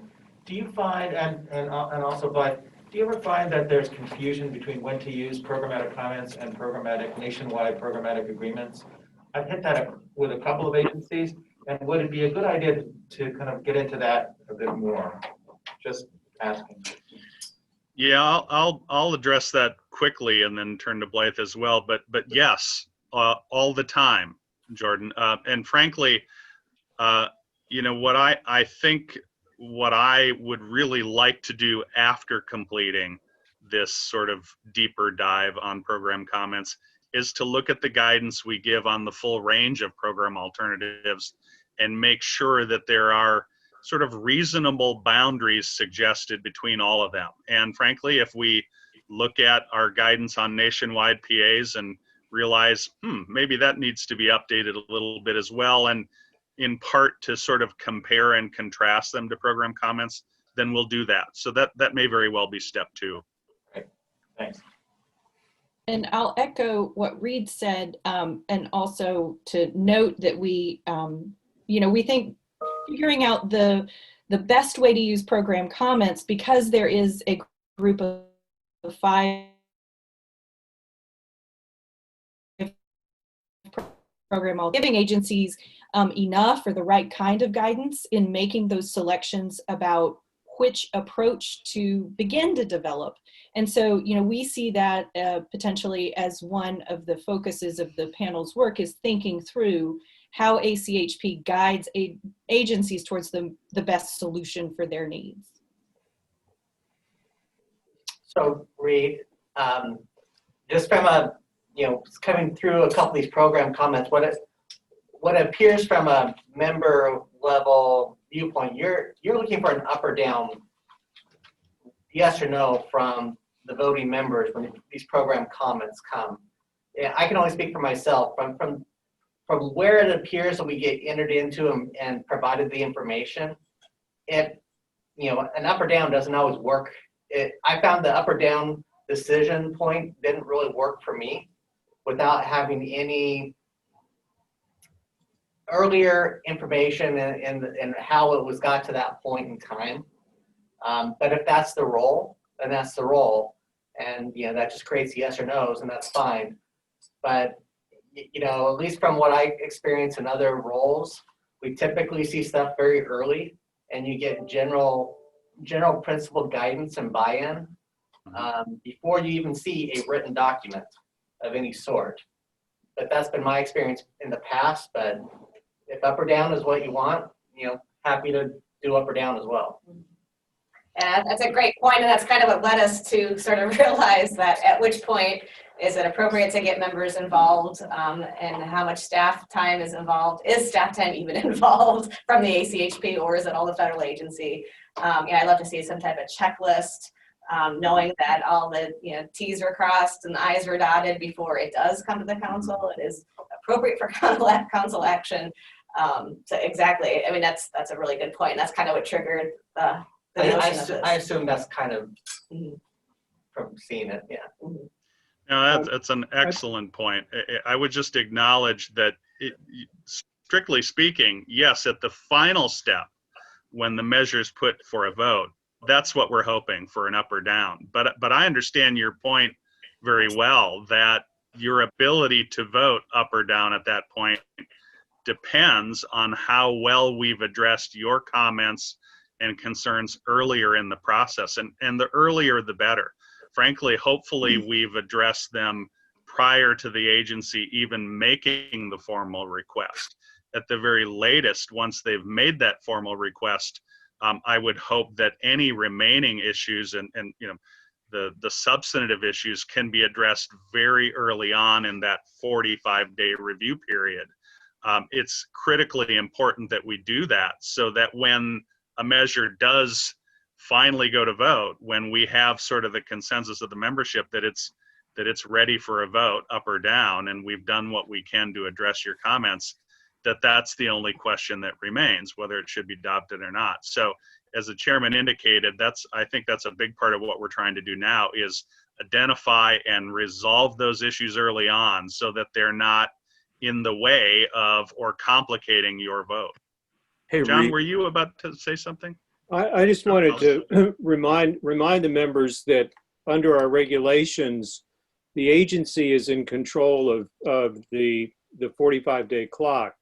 And what we confronted with the FCC was a situation where they didn't go through the normal kind of back and forth process that we have with agencies in developing these things. So I think one of the primary areas that the panel needs to look at is how can we front load the process and engage members in before that time clock starts to tick.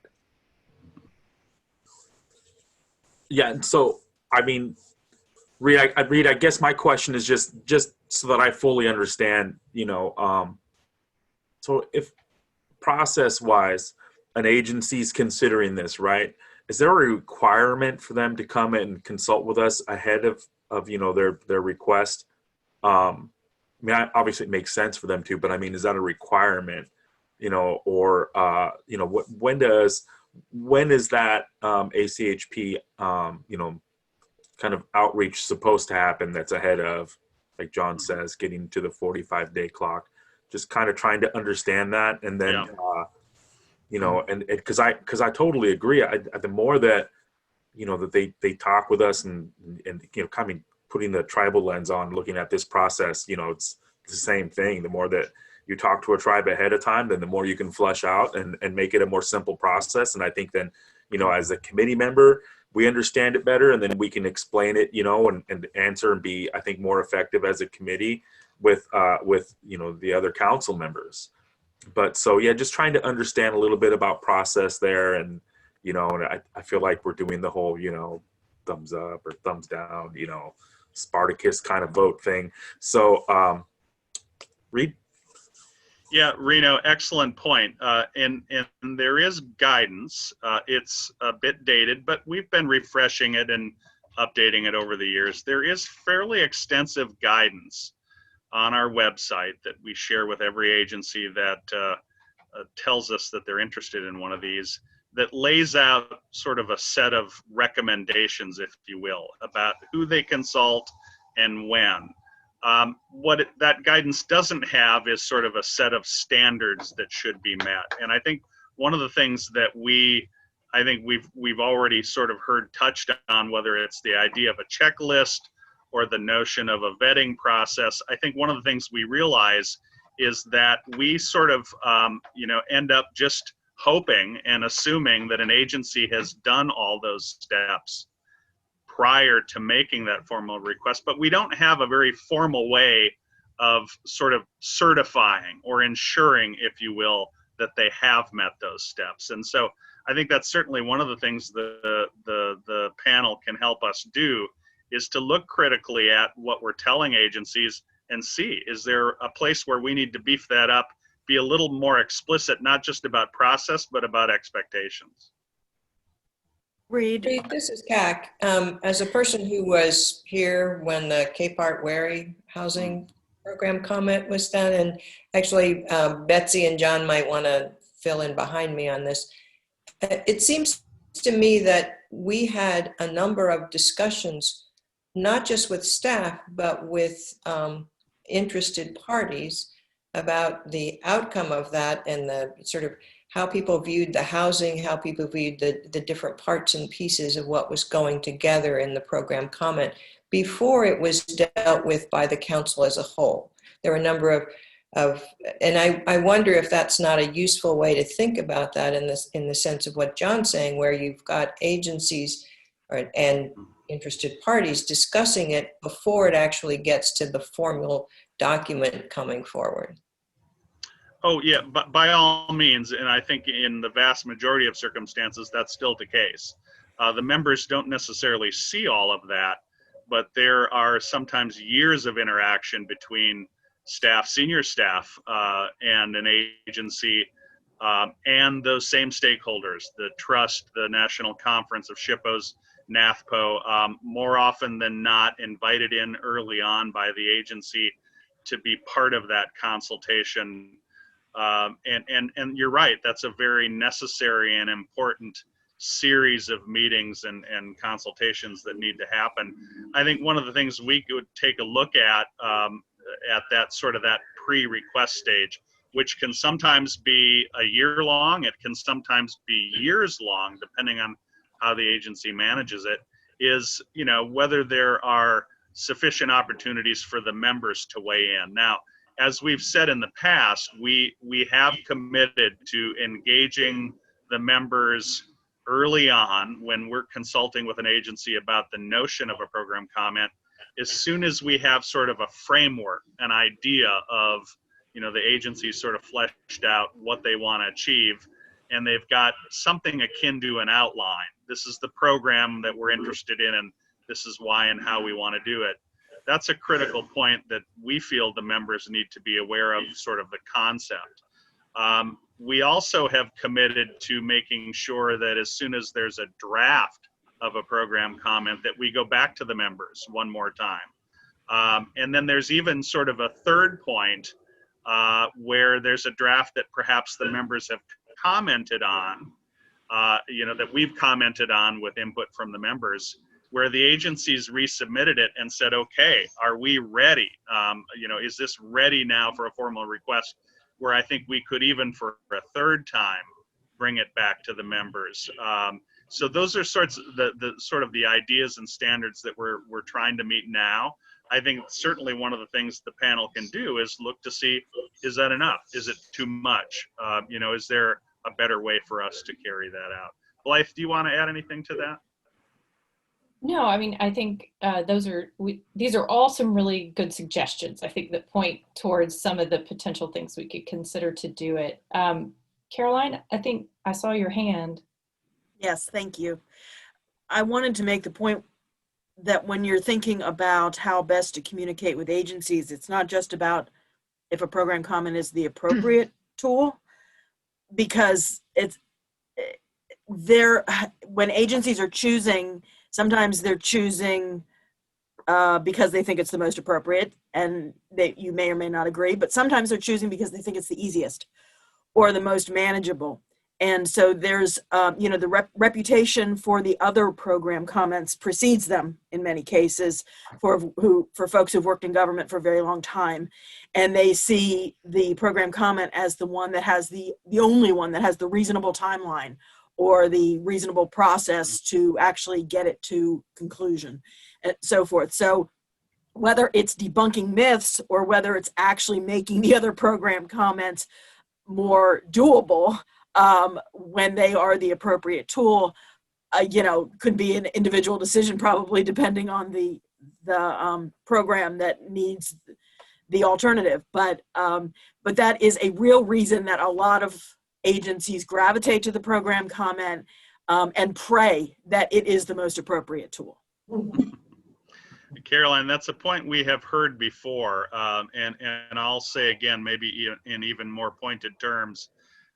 You know, one of the things we've learned from agencies is that they're deliberately avoiding nationwide PAs, not because they're not a good solution, but because of the perception is that they take too long, and that it's really onerous to develop them. So I really don't think we can fully, improve the use of program comments until we, as I think a second step, also look at how nationwide PAs are being used. So I appreciate that point and agree.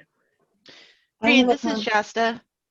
Yeah. So a couple things. First, he just turned off his camera, but I just want to thank Christopher for allowing his boxer dog to go back and forth behind him, because the whole point of Zoom is to see people's pets and or children or significant. See, there he is. I appreciate you saying that. I actually had to get up because he was about to go through the front window at the FedEx man. Well, as long as he gets the package as part of that deal, then I think that's all okay. So that's just my thing. I like looking for people's pets.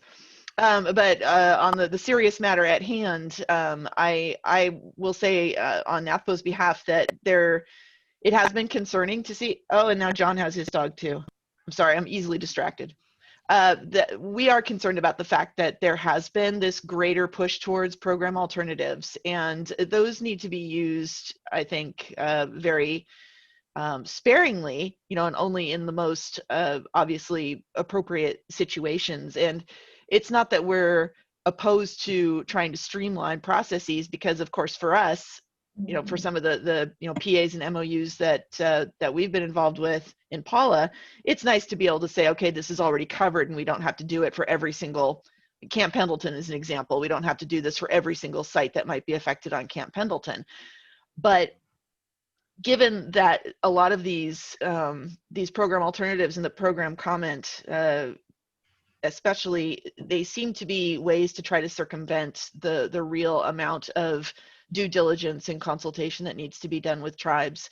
And so, I'm glad, obviously, that Reno is going to be a part of that committee to determine what can be done going forward. But, it's also just the fact that with so many different tribes, it's difficult to come up with some sort of a procedure that's going to be acceptable to everybody. And, and again, it's not that I'm saying we shouldn't ever do this, but I feel like tribes' needs in this arena have frequently been overlooked, especially because, as I mentioned in my previous comment on the previous subject, the definition of a historic property, people don't always consider tribal resources as being a part of that definition. So I'm glad that work is being done on this, and I will be paying very close attention. And then Valerie wanted to say something as well, so I'm gonna pass to her. Thank you. Thanks, Shasta. I just wanted to, well, now I would like to second all of those comments. And I'm really glad and gratified to hear that there is a panel that will be addressing and discussing everything involved with this situation. I appreciate the conversation, Reed, that we had with you and other staff a couple of weeks ago about this exact issue. And I'm also glad to hear that Reno will be on the panel. Because, as Shasta said, the role of tribes and also NAFPO in the development process of any program alternative is unsatisfactory, let's just say. And realizing that NAFPO is not exactly analogous to NICSHPO and its ability to sign agreements, there has to be a different and a better way to engage tribes and use NAFPO to help do that in these processes. So we're standing by. Let us know if it would be possible to engage with the group and at what point that may be, because there's definitely some changes needed on this front, and we appreciate that. Yeah, thank you, Valerie. And Blythe, maybe this is a time to sort of just say briefly about engaging other members and if in sort of a follow-up. Reed, I think Mr. Finley had something to say. Oh, sorry, Mr. Finley, go ahead. I didn't see you. Sorry. This will be very, very, very brief because I can easily catch up with you later. But I thought that in terms of what was written to date, that implicit was what are the problems that are occurring, or what problems are you anticipating? Could be either. That is, you don't have a problem today, but you're anticipating this is going to get more and more difficult, or you have the problem which you spoke to, among others, that too time consuming. People are finding it. So a predicate of going through what is the context and problem of that is occurring, or what are you anticipating, that you're going to need to deal with and you want to get ahead of, I would devote a fair amount of time, because that'll put the mitigation that make it a lot easier in terms of the mitigation that you're then proposing. That's a great point. Alan, I saw your hand up as well. Do you want to say a few words? Sure, I'll be short. One, I believe this topic is worthy of exploration, so I'm glad you're taking it on. The caution flag for me is, let's be flexible on what the end result is. You know, is it the best practices? Is it a shopping list of the 5 tools? Is it something, right?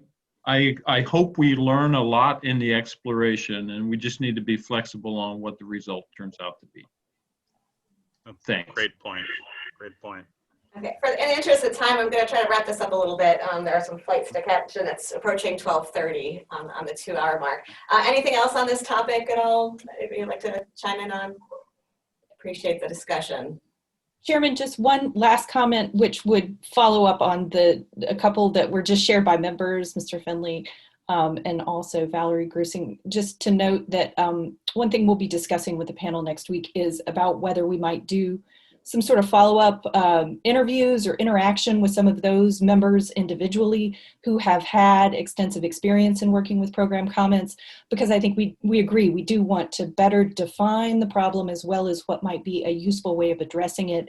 And we want to draw broadly upon the expertise of all those here, you know, with our panel members sort of serving as the coordinators and the facilitators of that, but the whole council's input will be important.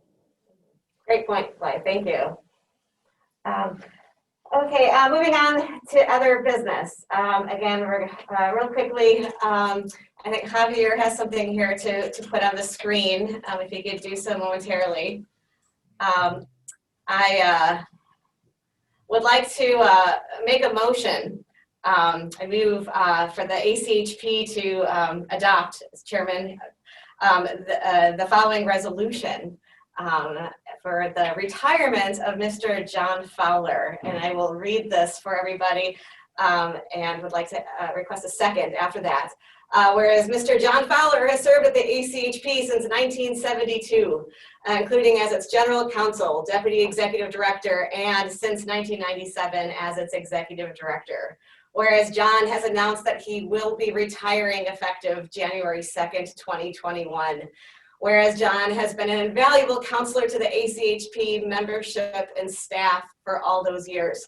Whereas over a nearly 49-year career with the ACHP, John distinguished himself with his deep knowledge and abilities related to historic preservation matters, and the expertise and leadership developed during that career has been invaluable to the ACHP during his tenure.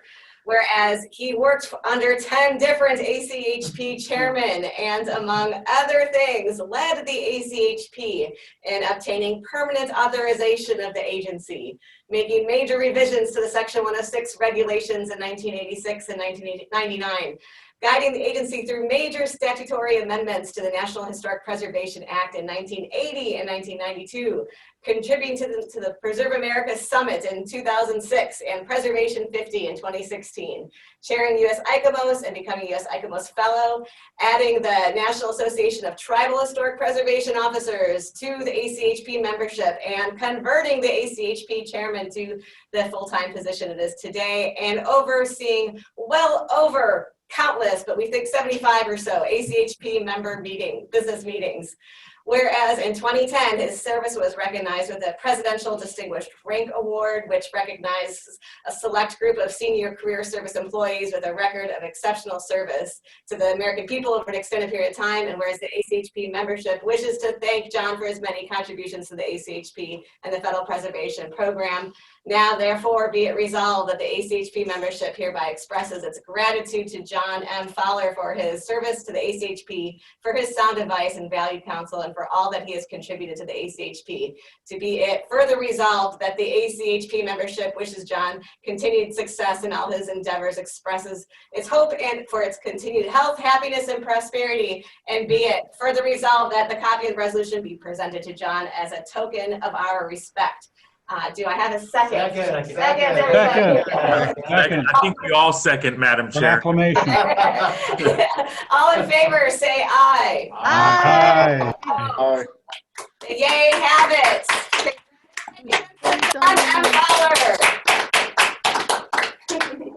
Well, we have another half hour for my thank you speech. No, thank you all, and yeah, thanks. Madam Chair, Yes, Reno. could I say a couple of words briefly? Of course. John, Mr. Fowler, with the power that I have that is, and the ability to speak on behalf of all tribes and Native Hawaiian organizations and people in the United States. And that's a lot. That's speaking for a lot of people, John. I don't think that you realize your impact you have had on our ancestors, on us as living humans and individuals and people today, and our future generations. You have saved thousands of our sacred sites. Your work has saved thousands and thousands of our sacred places and trails and pathways, and your contribution to the protection of our lifeways is greatly appreciated. And I sometimes wonder if you realize the impact that you as an individual have had over your career. And so on behalf of all of the Indians in the United States and all the Hawaiian people that are living in Hawaiian lands and out, I want to say thank you, Yahweh, Ana Yahweh. Thank you very much for what you've done. And you should wear that as a badge of honor, knowing that you did what you have done for us. Thanks, John. I'm going to miss you. Thanks, Reno. That's very touching.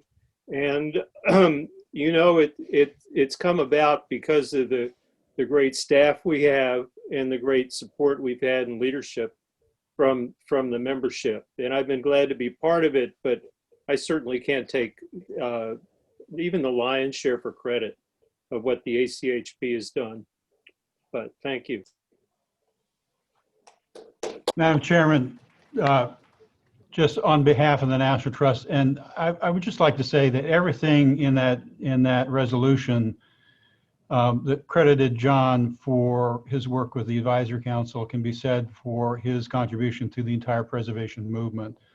And some of you have heard that John and I go way back. I first met John when I was a young law student in 1981, maybe 82, when he was well established at the Advisory Council at that point. I've worked with him for well over 30 years, as has the staff of the National Trust. We've had our differences from time to time, but the contributions that he's made to preservation, the field of preservation, they're just immense. I thank John for that, and we know he's not going away. We know he will continue to contribute in one way or another. And we appreciate that. So thank you, John.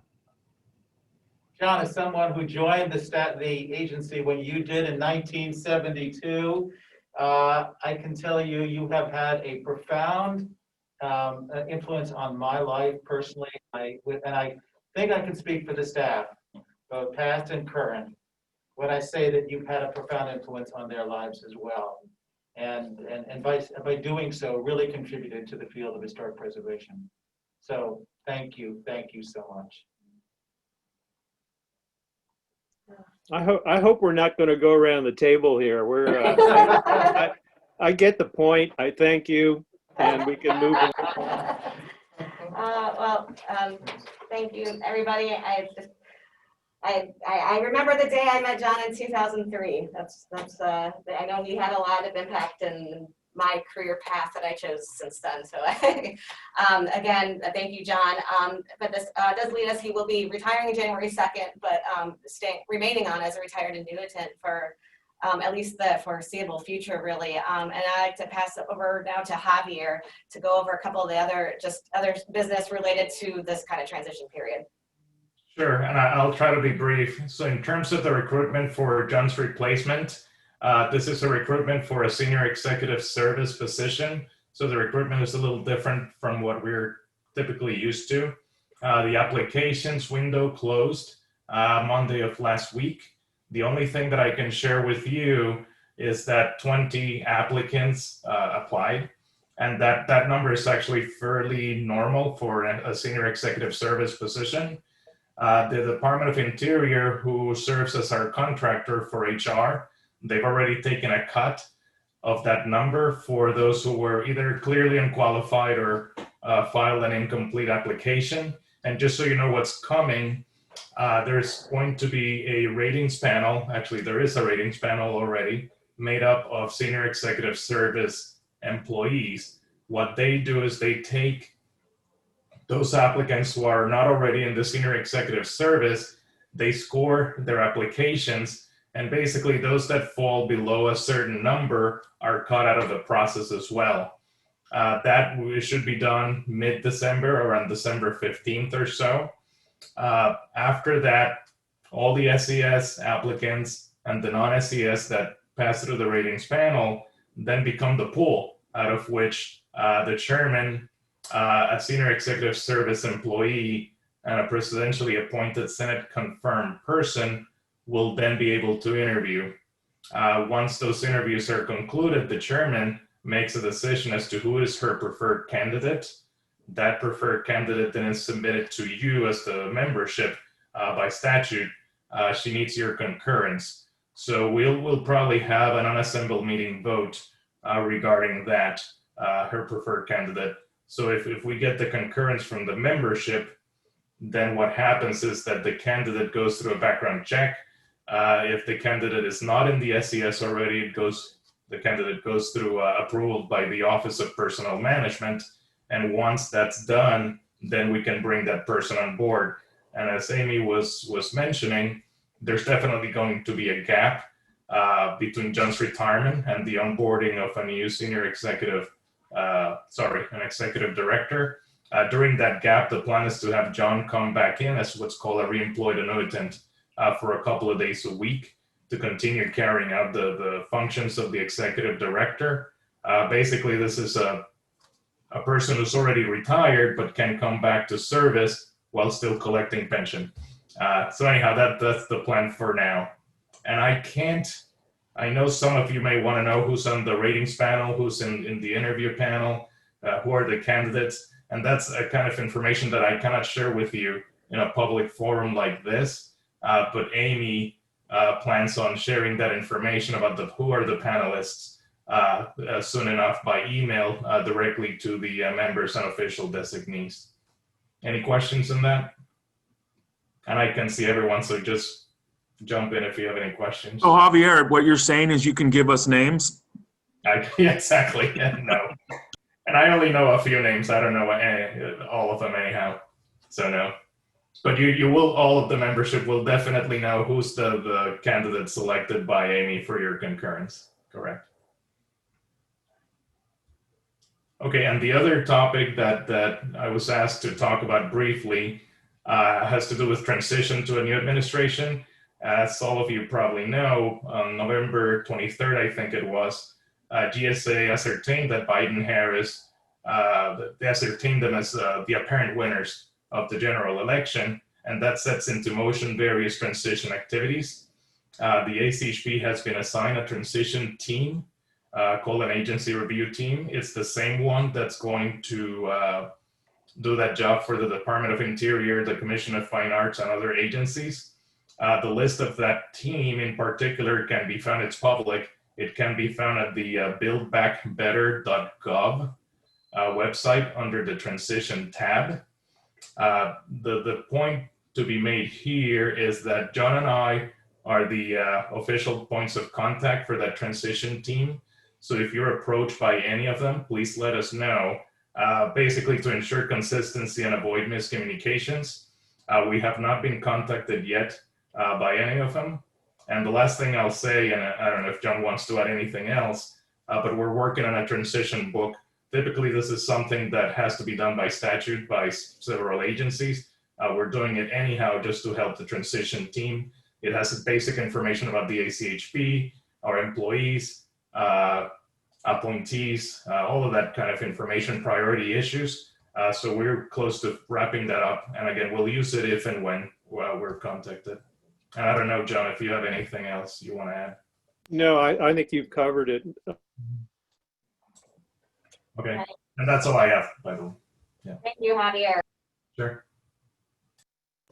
Thank you, Javier. One other quick announcement I just wanted to make was that Luke Nichter is agreed to be the committee chair for the Communications, Education, and Outreach Committee. So as the researcher, historian, and professor, we are very pleased to have him in this capacity for education and outreach. So thank you, Luke, for your willingness to be on that. I have no other business. Anyone else for the good of the order have anything else to add? No? Okay, see. Madam Chair, Yes. I just want to point out that we have issues happening in California around, as Blythe and Reed will both shake their heads, that we have issues happening around the emergency cleanup process that is occurring from the fire season, and failures to allow tribes to consult and identify both historic properties, TCPs, archaeological sites. Just want to point that out during this meeting. I'd appreciate some follow-up, maybe a call with you and Reed to find out why FEMA is not allowing tribes to go out onto those sites and protect them while they are being decimated.